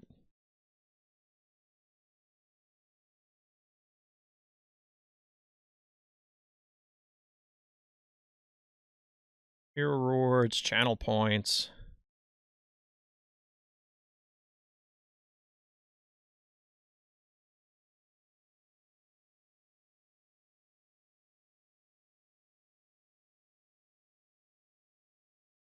Yeah, so the way I have it set up is there's a cooldown of 30 minutes, and then the limit redemptions per user per stream is 2. But based on what people are saying, it sounds like it, because there's a separate thing for limit redemptions per stream. So, like, I could cap the total amount that I do per stream, which is currently not set to anything. So I'm going to set it to, like, something absurd and see if that changes it. I don't know how long it takes for that to come into effect. Oh, you didn't favorite the game!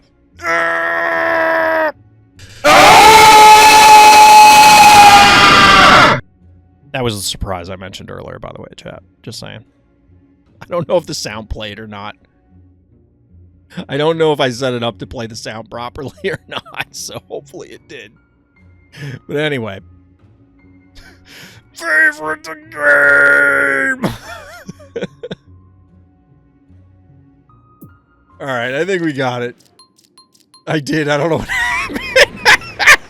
I'm not, like, actually mad. I'm just joking around. I hope people don't get upset. Like, I like to believe that I wear my emotions on my sleeve in such a plain way that people can tell very easily what mood I am in. This map looks cool. You haven't seen this, Steven? We only got to watch it a little bit. I hope we get some of these games in Monster of the Week tomorrow. Okay, so we did do a map breakdown. That means you didn't watch my map breakdown.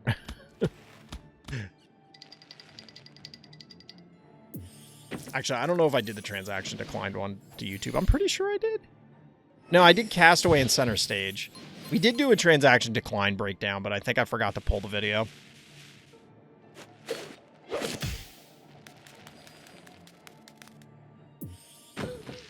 I saw this map breakdown live. See, the true believer. I sometimes lag and unfavorite things. Totally not lazy and forget to favor them. All right, so what is Quandavius going to go for this? Probably not, right? Yeah, you just take the hit, walk away. Ooh. Oh, we in there. We in there. Express lane, Bo Mangles. Somebody stuffed Nos in his backpack. Oh, wait, hold up. That stabby's not that vulnerable. I guess you could actually, no, wait. So you move here, you bow mangles, and then you just walk the cat up. That should be enough damage, right? Wait, what?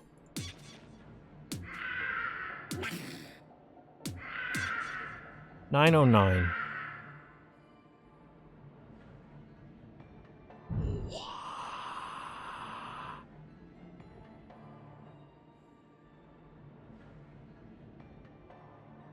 Am I mathing this wrong?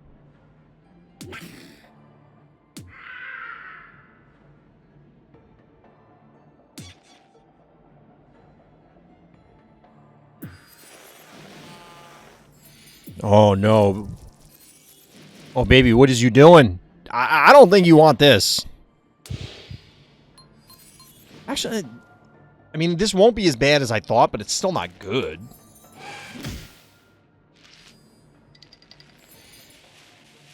Okay, so I think you should have killed the stabby. You could have traded the cat for the stabby already. I don't know what this, like, dance of death, the mambo of murder that is happening down here.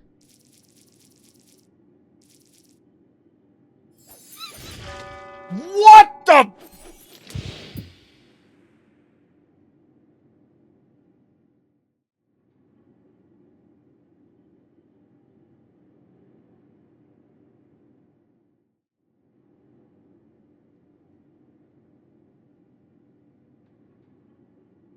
If you got a drink, pour one out for Bachelor there.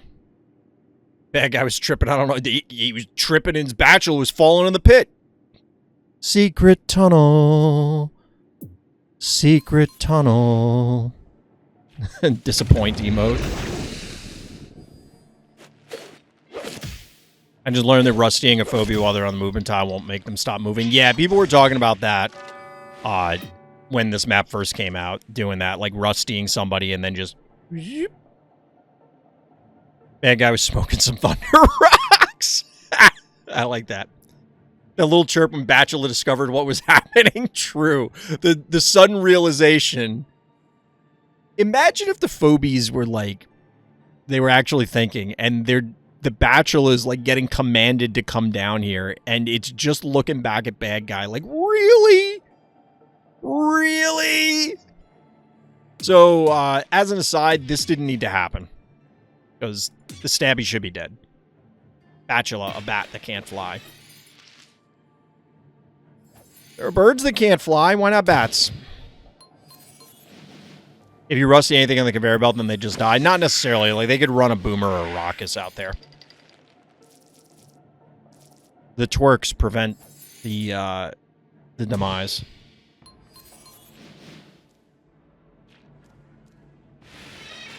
I do like the Blondie. Appreciate the Blondie. When are we going to get a third Blondie to complete the set? Speaking of Thunder Rocks. Speaking of Thunder Rocks.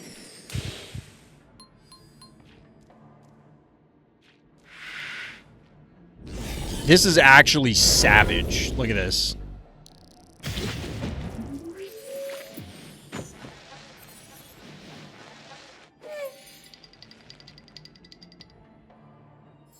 I'm not sure what's happening here. Like, this is so weird. Why? What is going on in this game?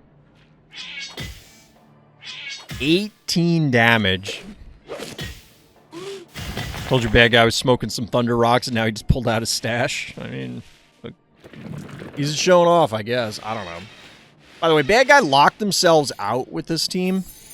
Just saying. How did the cat die? The cat poisoned or... Oh, yeah, the cat was poisoned from Miss Moffat. I forgot.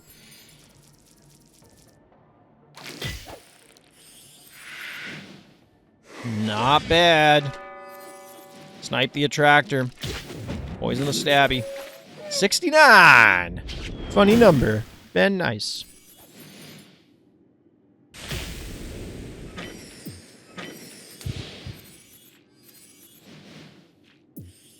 Watch the third Blondie be 7 keys like Hercules and just be tankier and 3 tile AoE. I feel like we're going to get something totally different. Why was there a trap there? I don't know. I just... like, okay. Really. Like, of all the things that have happened in this game, that's what you're going to question. Why there was a trap on that tile? Bad guy, like... Of all the games... This was one of them. You missed it. There was a tile on, or a trap on this last tile. This one here. And it sniped at something. Whatever was here. I don't even remember. But something, there was the trap blew up. I think it might have just hit the Henrietta and not killed it. It might have hit the Henrietta and not killed it. I don't even remember what I was going to say. Bro was huffing crystal rockets. We're going pretty far with this one. Oh yeah, Blondie 3.0. True. I feel like it's going to do something different. I kind of want Blondie to be... like, maybe this Blondie's a 2-mover. Or what if it suddenly switches to undead, and then Blondie is, like, actually a good resurrect phobie? Wouldn't that be a Christmas miracle?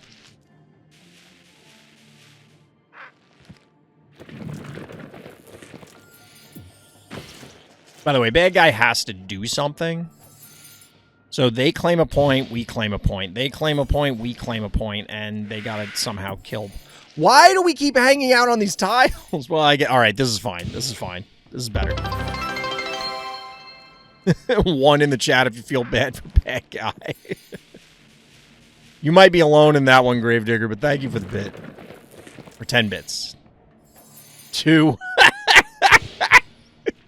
Steven's like, no. Fuck that guy in particular.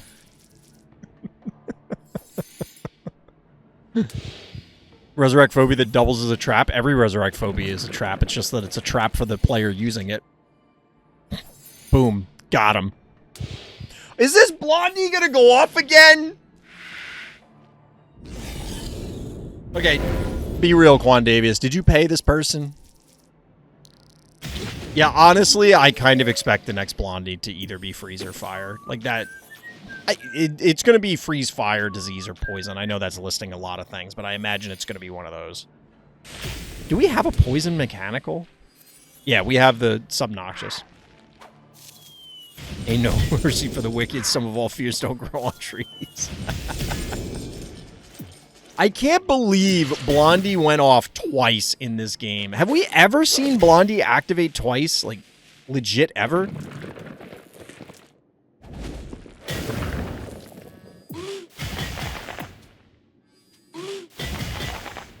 Your Thunder Rocks is mid.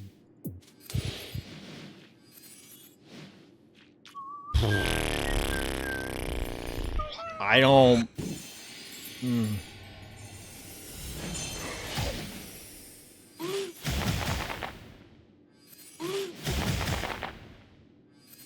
Really? AWOL didn't die? Lul?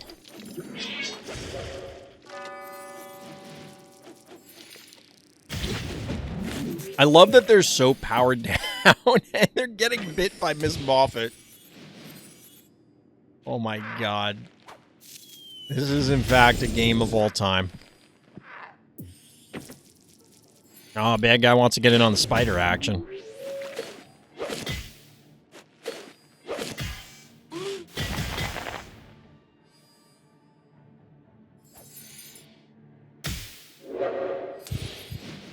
Rip opponent's whole career. True.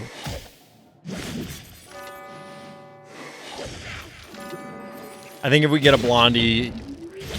if we get Blondie, get another form, then it could be like Ogre, but once it reaches a certain health, it grows another head and do more damage. I think that would be cool to have that sort of thing. Where, wow, bad guy with the snipe, but it doesn't matter. It would be cool to have that sort of thing where, the phobie, like, Ogre, fundamentally changes visually based on certain criteria. That would be cool. This game was a mutilation. This game was...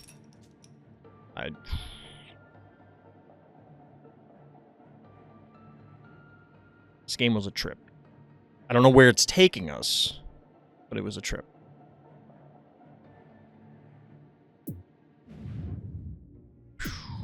Chat finds the most unhinged games. I swear to God. I swear to God. One of the games of all time. All right, we gotta cleanse the palate, chat. We'll watch a game, maybe switch over to some variety, do a little Helldivers. Becomes like Grimes, but grows a head in HP every time it kills something. Honestly, some more trigger-based phobies, real talk, could be interesting. And when I say trigger-based phobies, like, Ogre is a trigger-based phobie, as compared to, like, I guess traps could also be considered that. But Ogre, when you hit a certain threshold, becomes the thing, right? Which, by the way, did we ever test?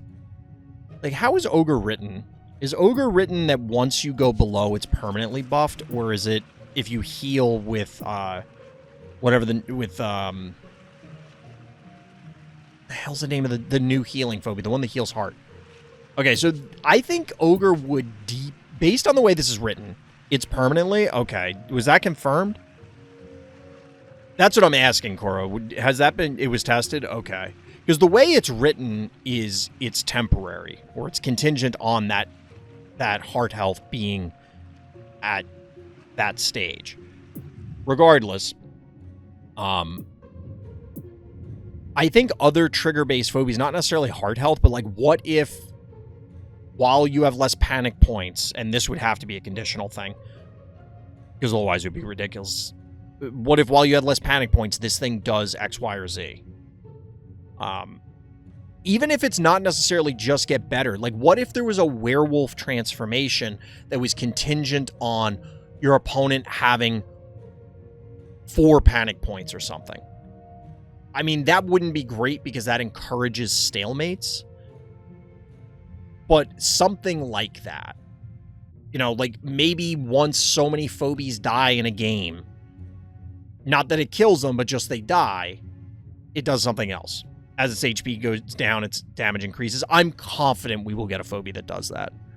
We will 100% get a phobia that does that at some point. Like, there's no way we don't. Let's look at a Karst game.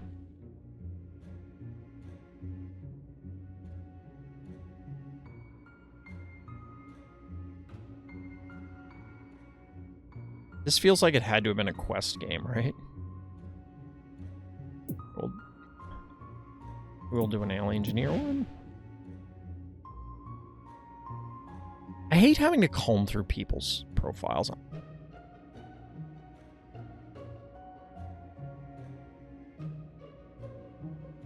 329, so this was today.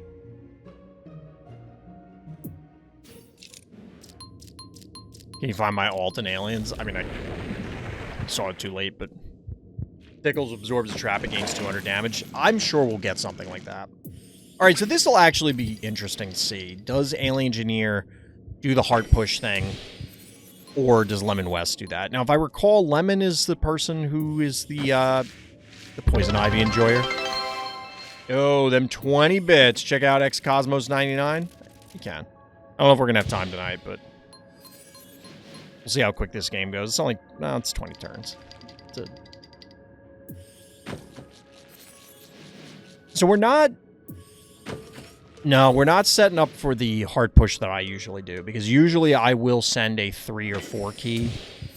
You know, like, you could do what Alien Engineer opened with, then send Murder Wing to the bottom, or send just the Gin Sting, but you want to get a Gravedigger, a Crushmore online quickly, so that you can segment and section off access to the heart for defense. Your 20 bits for old time's sake, much appreciated. Thank you for them bits. Alright, so... Obviously, the cat's gonna get smoked. So we do get the Hevo to clear this out. It looks like Alien Engineer's much more interested in fighting for the board here. Wait, what did the Gin Sting target? It must have gone hard, huh? I was looking at chat because the donation, so I didn't see what it was.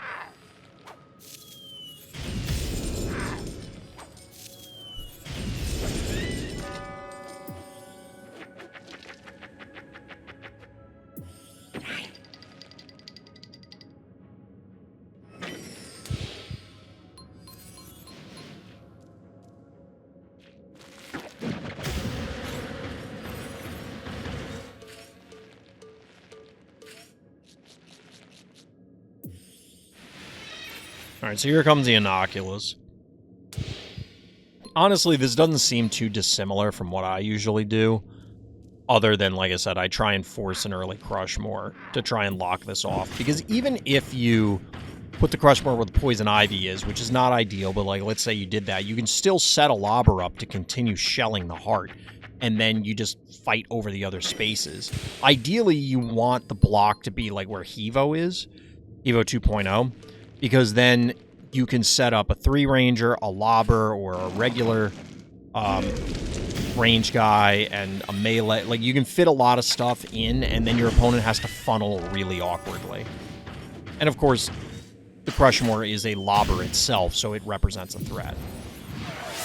Holy crap! Gravedigger gifting 10 subs! Woo! Welcome! Hope everybody says thank you, because thank you, Gravedigger. Much appreciated.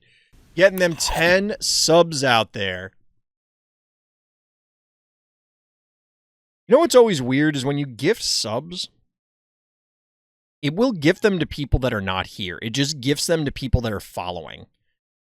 Which I kind of get because, like, say you're a small streamer like me, you could have a lot of followers, but not necessarily a lot of concurrent viewers. So if somebody were to donate 10, it didn't give it to 10 people.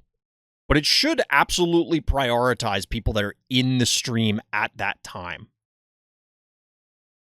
I feel like Twitch could improve on that. But shout out to Gravedigger. Thank you. And we'll look at some Cosmos stuff after this, since that was the request.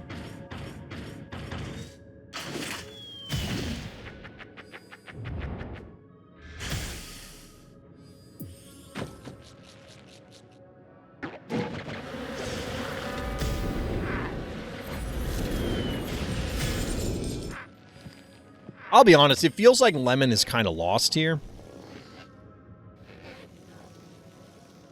Or random is random, I think, like it says. I don't know, I've never looked at it. Is that actually what it says? Gives it to random people? I mean, random can be weighted, too. Doesn't have to be true random. So I do like the idea of blue as part of the defense here. But Alien Engineer has periodically had a 4-to-1 panic point advantage.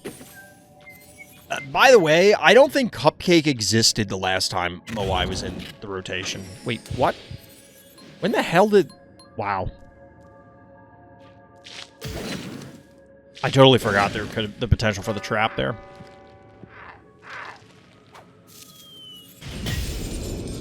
Honestly, yeah, you got a boop here, I think.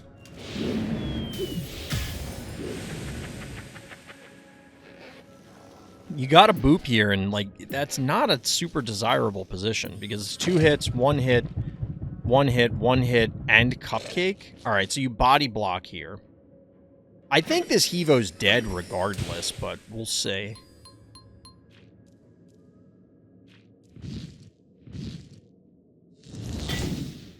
It's 1,100 damage. Taking down the blue, so Jinsting takes one for the team.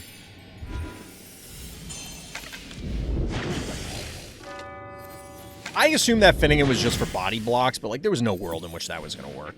Metabot. We've seen 2 Metabots tonight, chat, but this one actually makes sense. So I do want to call out this. This is good positioning, of course, by Alien Engineer, putting the Hevo here, because that prevents this from getting in here. It wouldn't go around that way. It would go around this way, but, like, you get the point. It means that Poison Ivy can't get in here to where Hevo is. This Jinsting can attack here.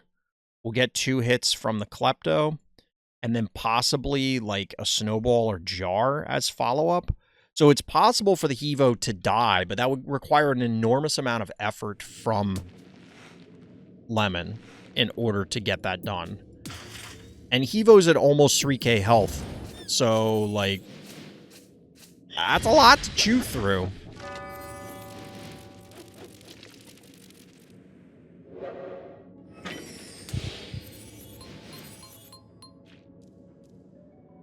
That's a lot to chew through.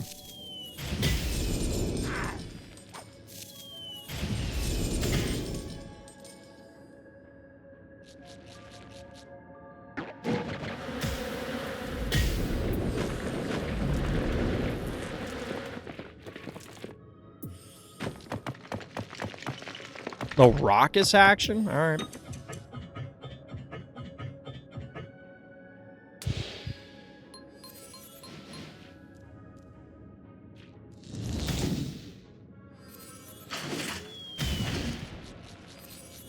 So, I don't feel as though this changes any of my opinions about the way this map goes. I think Lemon demonstrated a significantly better defense than most people do. Like, Alien Engineer has had to actually interact with their board. Misanthrope. You gotta do what you gotta do, I guess. Alien Engineer has had to interact with Lemon's board, but I just don't feel like this map still feels bad to me.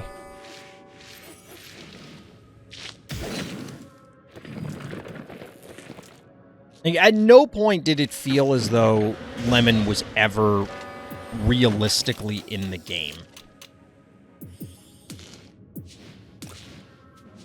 Now, Alien Engineer does have a level advantage here. I mean, some of these phobies, like Thunder Rocks, presumably are under-leveled because the usual reasons. Oh, wow. Okay, maybe there's... Why can't I click on the damn Klepto? Alright, so there may be other factors in play here.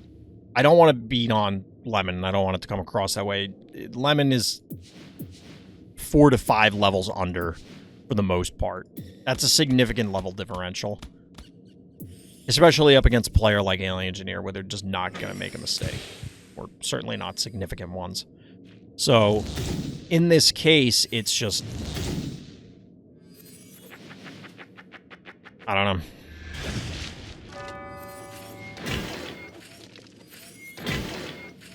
It is possible to design games with, we'll call it a rubber banding mechanic. It isn't really, but the idea is to make sure that a player that's ahead doesn't continue to get so far ahead. And I think for Phobies, that's just going to be a map thing. You need to set up maps so that a player doesn't just end up crushing the other player due to levels. And that's easier said than done, but there have to be ways to construct it so that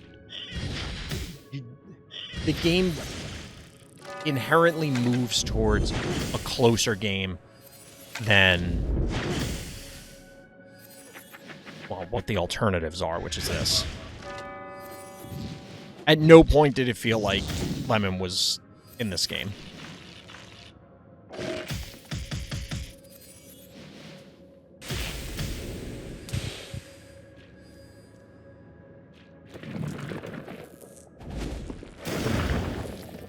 That's 2 kills from Metabot, the assassin. Metabot and Droney probably combined for more kills than Morty. You heard it here first.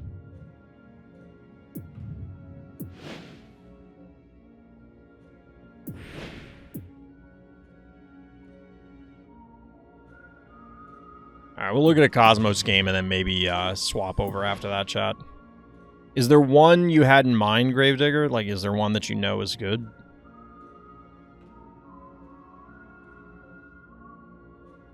It's 313. Let's try and find a recent one. All of them. I mean, do we want to look at a loss? Because, like, this is an enormous disparity. I don't know which map this is on, but I'd be curious, like, how close they kept it.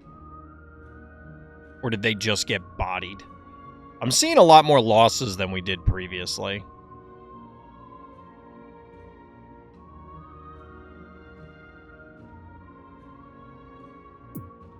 Let's take a look at this one. Transaction declined. Well, this map is back in the pool, so there you go. Probably why it showed up. Almost 100 stress level differential.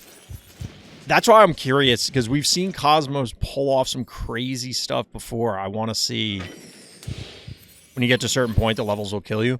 Well, that's the thing. So the reason we're watching this person, Quandavius, aside from the fact that Gravedigger donated a bunch of stuff and requested it, is that Cosmos is intentionally not leveling their phobies. And we know that because they've said it. And you can see it. And we've watched them body people with like 80 more stress levels than them. It's also, they don't like big maps. So, like, it's true that you will lose 2 levels. But clearly it can be overcome.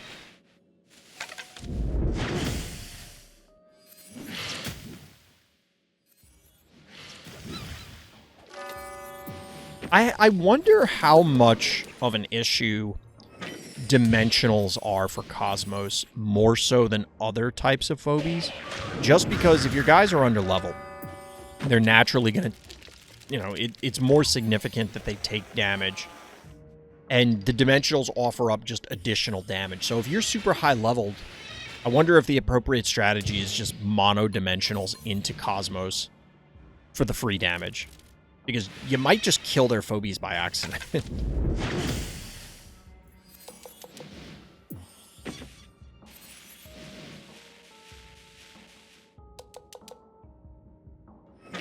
I beat him in Arena the only time we played on ladder, but that's how I found out about him. Then we played 2 friendlies and beat me both friendlies with actual levels. Most dimensionals will just kill their Jard. That's kind of what I'm thinking, Steven, is like anything that's even remotely fragile baseline.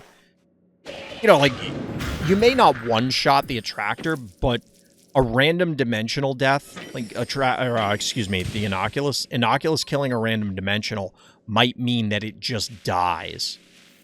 You know what I mean? I don't understand the dial here. I mean, I kind of get it. The dial is probably... Or hear me out AoE. I mean, that's also an option. The idea of going mono-dimensionals is just funnier. As like, this is my active strategy. It's not an event. I'm actively going mono-dimensionals. That's what we need, chat. We have Cosmos holding it down, trying to climb the ladder only via small maps. We need somebody who's just strictly mono undead. 100% of the time, they go 100% undead. Or something like that. Why did we just dial Henrietta?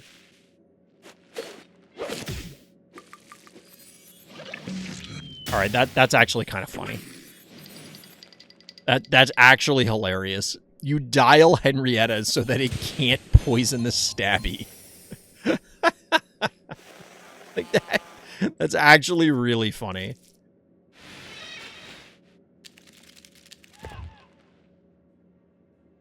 Truthfully, I don't know how Cosmos pushes into this board state. This maybe wasn't a great game to watch, but... I do have Jaws on my ult, but I don't want to upgrade Blinky and Unbearable.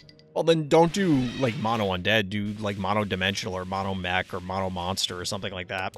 Probably Mono Monster is going to be your best bet, right? Because... Is it? I don't know. If you were going to go a Mono Phobie type where you're only going to use one, what would be the best one to use, chat? What gives you the greatest variety? Or either greatest variety of strategies or most powerful phobies. While skipping all the rest. Monster is too basic. The thing is, you also get access to Cupcake and Muffin. So, like, that's pretty important. If you go dimensional, you get Akira. Yeah, Healer, Noxious, Hematic, Corn, true. But if you go dimensional, you get Akira, and, like, that's compelling.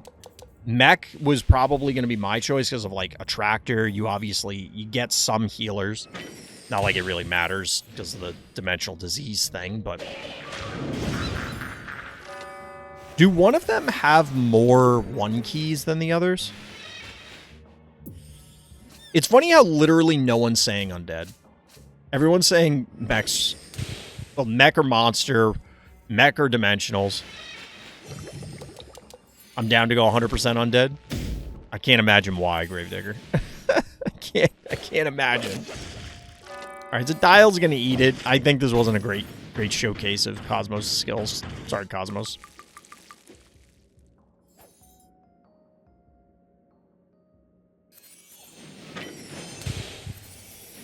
Poison is too much? I don't know how much poison will matter. There really, generally, is not much poison other than Noxious that shows up, but when it shows up, it's going to be really bad. Although that is a good point. If you don't go dimensional or undead, you have no terraform, so you might just lose on certain maps. Russell, Noxious, and Tick. Tick is manageable because while your stuff will get diseased, it'll be early enough in the game that it may not matter. Russell, we still haven't seen that much. Noxious is really the thing that matters. Gonna go with Ginstings, Klepto, Muffin, Cupcake, or Evo, Sentinels, Gonzo. True. Seems fair. Honestly, any of these strategies probably lose simply because you will run out of 1 keys. Like, there just aren't enough 1 keys. And you'll lose for that reason alone. Russell will matter on large maps against undead. I mean, obviously, but I don't... I'll be honest, I don't know how many people are going to think of that. Truth be told, I don't think enough people will realize.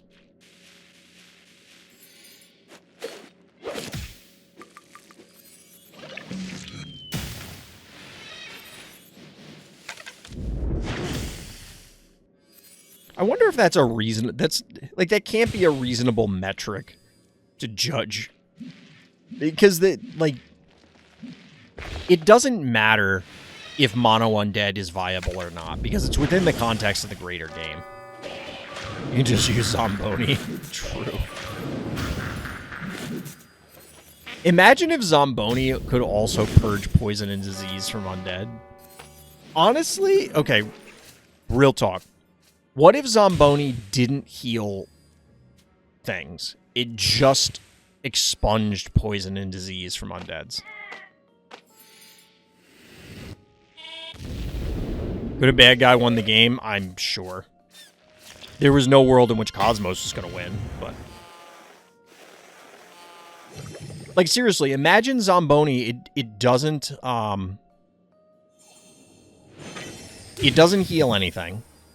Like, even the undeads, it will just remove poison and disease. For 6 keys, I don't even know if that's good. I legitimately don't know if that's good. But it would be kind of interesting. It does bypass one of the baseline rules for the game, but I don't think I really care. They didn't need to make it longer than what it needed to be. I mean, you're not wrong, Dino. Spartacus Bad Boy plays Conductor and Prometheus all the time. What? Pretty sure undeads can't be cured, though. Well, yes, but that's the whole thing, is the effect of the phobie would allow you to do it. Like, yes, that is true that currently you can't heal them. Can't be healed or cured. But what if there was a phobia that just lets you do it? This is a thing in card games all the time. It's like, here are the baseline rules. Here are the cards that break the rules, and the cards always beat. They always win out in that exchange. Because that's the whole point, is that you want to bend the rules. The Phobies team doesn't seem to really do that, although we spent a long time talking about Shove Shark and how it breaks some unwritten rules. Those are unwritten. They're not literally written on something. Conductor kind of heals undead in a sense. Yeah, I mean, I hear what you're saying, but Conductor's not very good. I just don't see a world in which Conductor is good. I know, Gravedigger, you were saying that somebody plays it, but, like, here's Conductor. How much does Conductor cost? Is it 6? I thought it was 6.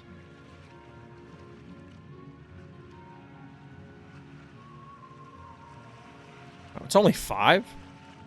Even at 5, that thing sucks.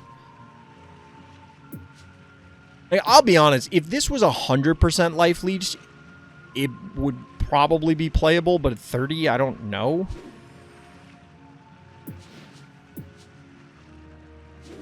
I mean, it's a significant amount, but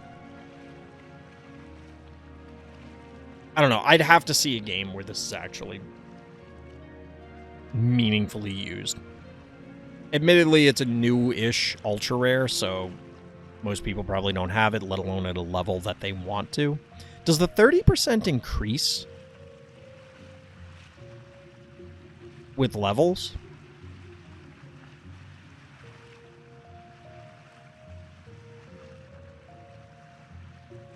At 100% Cerberus would go ham and some other AoE. I still don't think it would be good because you would just repeller it forever.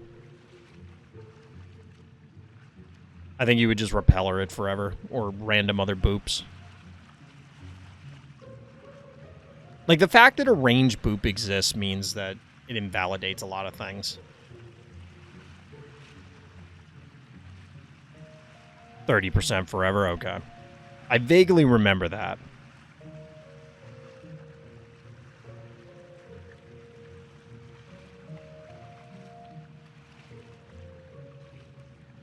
I don't know. I do feel like undeads need a pull. I'm sure we'll get one eventually. I don't think there's an undead... Well, yeah, there's fetch. It would be interesting to see how it would handle it. We've already... I know, Gravedigger. We saw it. I was going to switch off Phobies. That's why I haven't done it. That's a pretty big problem going mono undead, yeah. If you wanted to do that. It would be an interesting challenge. I wonder if we ran a tournament like that, how it would work. I wonder if we ran a tournament, how that would work. Probably wouldn't be very good. Or, like, it wouldn't be very interesting. And I feel like somebody would get hosed by... Whoever ends up with undead just gets fucking screwed, right?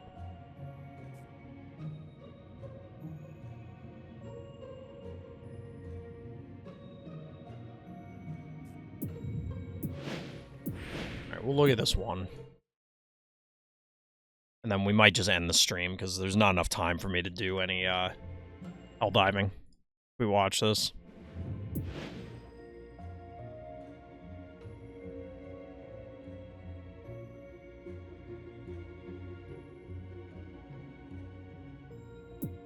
I mean, we gotta find one where they actually use it.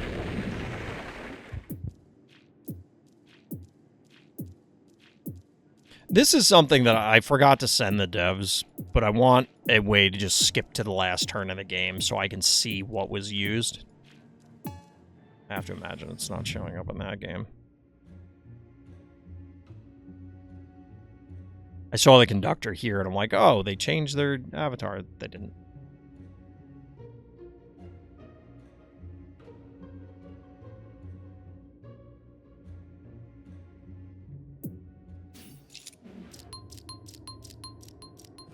Undead pull, 3 range pulls him towards the phobie next to this phobie, unlike Heartbreaker. What? I mean, honestly, I did have the thought of, this looks like a quest game. I did have the thought of another AoE pull. I don't know that we necessarily need it. But, like, another AoE pull could be interesting, just not another 3 ranger.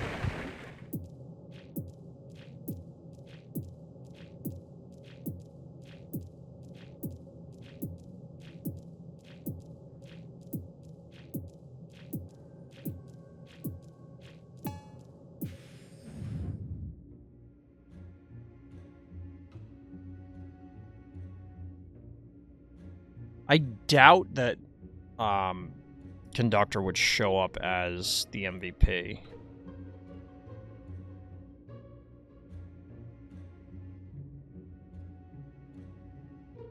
Well, here's one with Prometheus at the very least.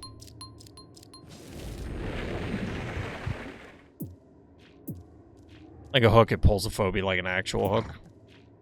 As opposed to what?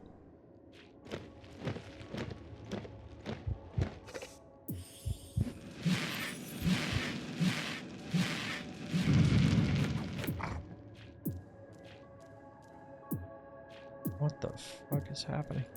Alright, we'll start this game over, because this is, like, super weird.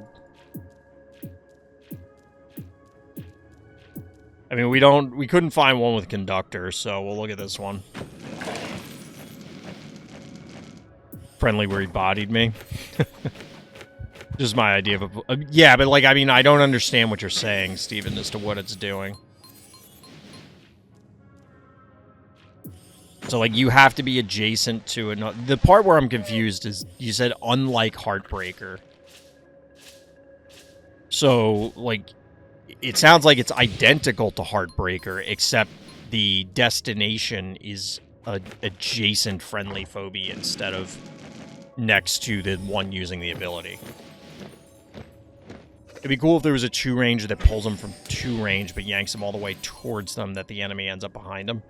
Honestly, like, that's more what I was thinking, Kuro, of, like... So, picture the whole hook thing that that was being mentioned, but, like, you hit the phobie with a hook, and then you, like, flip them over you. So it displaces more, or displaces... Yeah, it ends up displacing way more. Like, it would end up being super broken. It would end up being super broken. Another way you could do it is make it like a pseudo switcheroo, so that, like, you just flip the phobie over you and put it behind you, but it's a melee range thing. So, like, it gets in range, and then it body slams you from the other side. Scorpion from Mortal Kombat, make it a phobie. I mean, that kind of exists in Miss Moffat, which... There is a point that we don't have any scorpion phobies, which is just weird.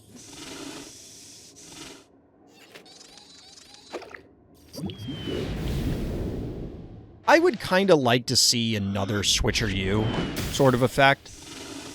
You could definitely make, like, a ghost undead phobie, and, you know, picture, like, an Alistor type creature that does a switcheroo.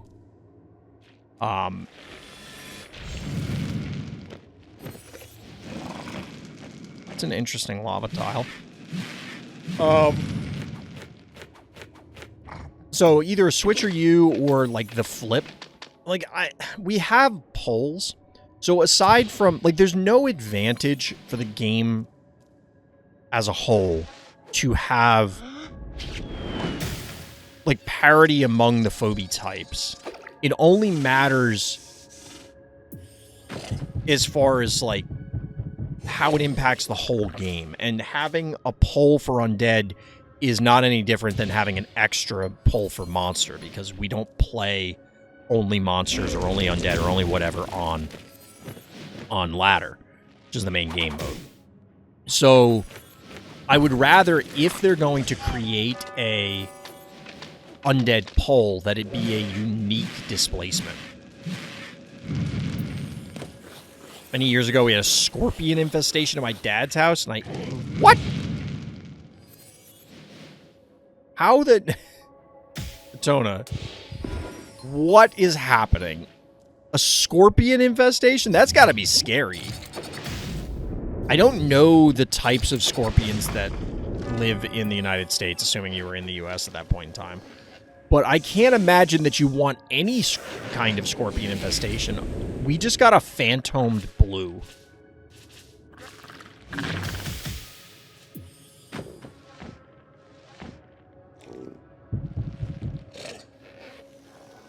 Okay, I was about to say, the blue should be moving. I can't believe that just happened. We also got a boggart. What is going on? Might have to use this for a thumbnail or something. Board state is bonkers.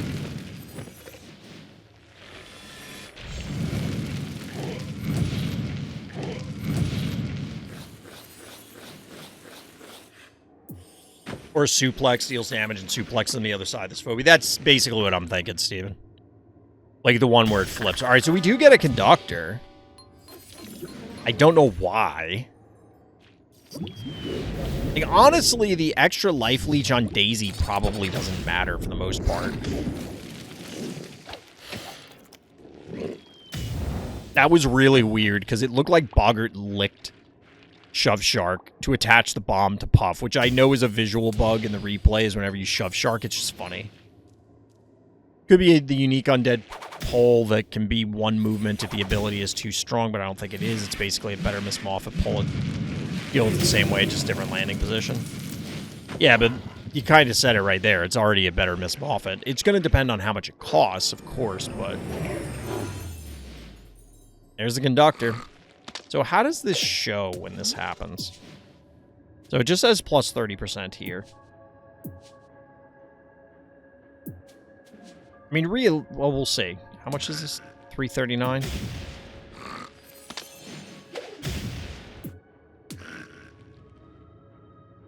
See, like, I mean, it did have the power down. It did have the power down. But I don't think it matters. There are significantly more factors in play here than what's going on with Daisy and the Life Leech.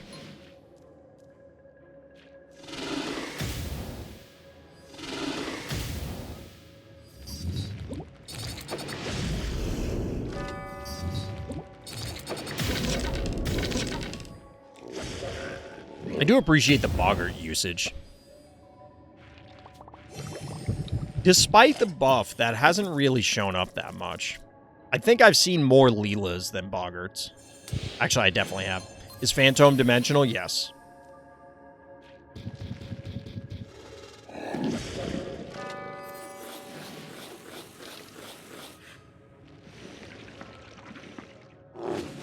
So this is a Coliseum map, but it feels like we get a lot more heart pushes on it than anything else.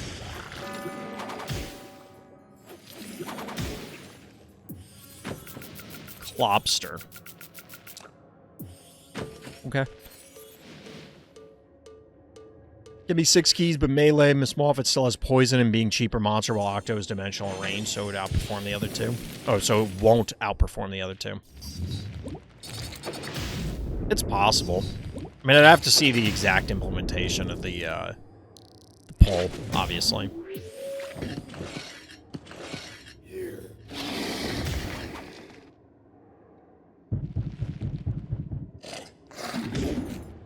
I swear to God, I thought Shove Shark was going to push Gravedigger into the pit for a second, which would have been hilarious.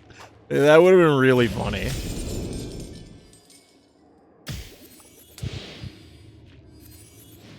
It would have made no sense whatsoever, but it would have been really funny. The meme play, exactly.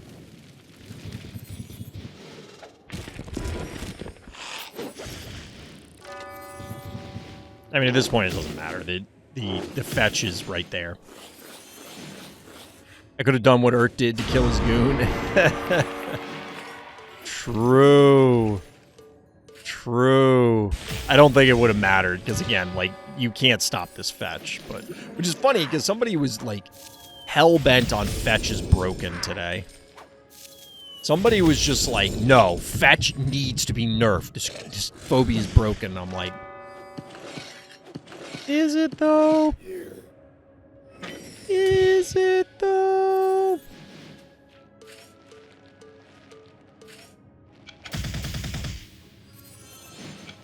What level is the Conductor and Lava Man? They're dead, so I gotta check here. 10 and 6, respectively. I didn't realize this was on level. When Gravedigger said it was friendlies, I kind of assumed that it was all level 1.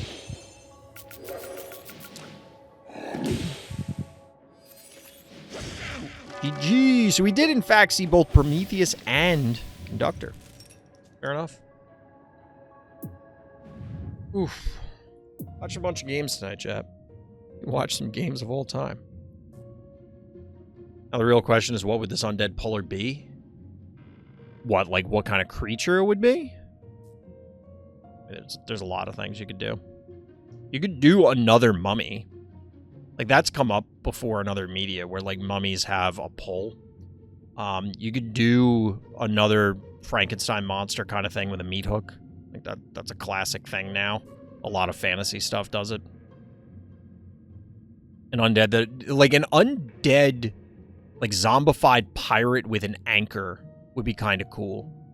Like, I like the idea of the anchor instead of a hook because it's very similar, but it's not identical. It still has the hooking mechanism, but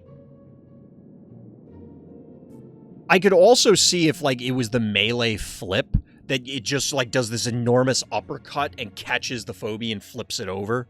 Like, he does this enormous windmill swing into an uppercut and lifts the phobia up. An undead scallywag with anchor pull. I'll have to think about it, like, what kind of undead I would want. We notably do not have, like, a vampire undead. We don't have... I mean, we kind of have zombies. Jill and Ted, but like they suck. Conductor kind of fits the Lich category. I mean, I don't think the vampire should be the flip guy, unless what if we had like the Speedolas, but it's like their rival is a vampire that's a wrestler, and then they get a suplex where they suplex a guy in Melee and flip them over.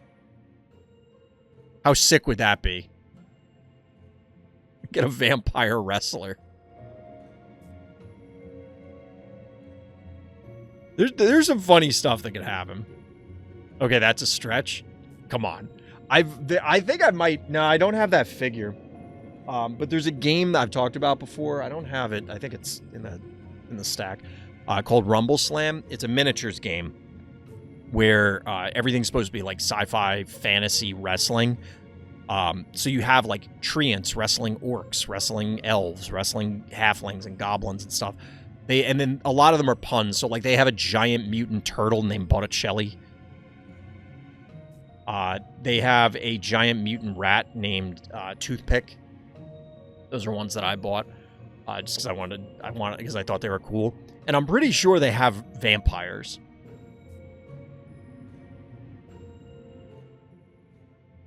Didn't Hellboy have a vampire wrestler? That sounds like a Hellboy thing. Jar cannon with higher damage than Mummy. Is that the ping I got in Discord?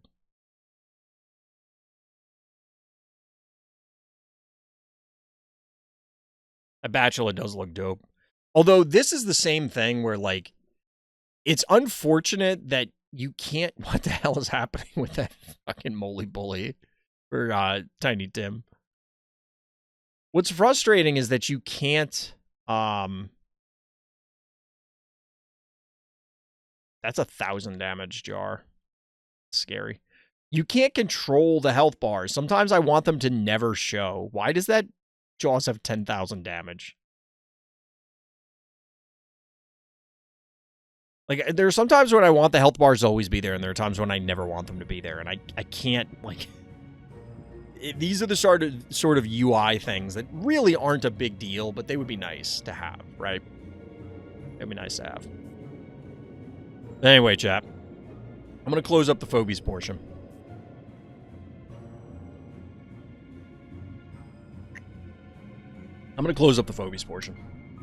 I'll have to remember to pull parts of this for YouTube. I might just put the whole VOD up, but I'll pull out the, like, Shove Shark discussion.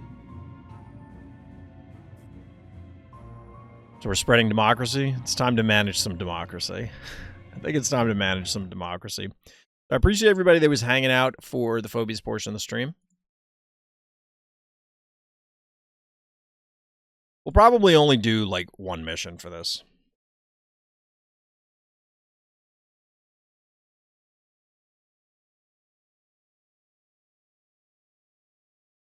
Probably only do, like, one mission. It's probably all we'll have time for unless we get our asses handed to us.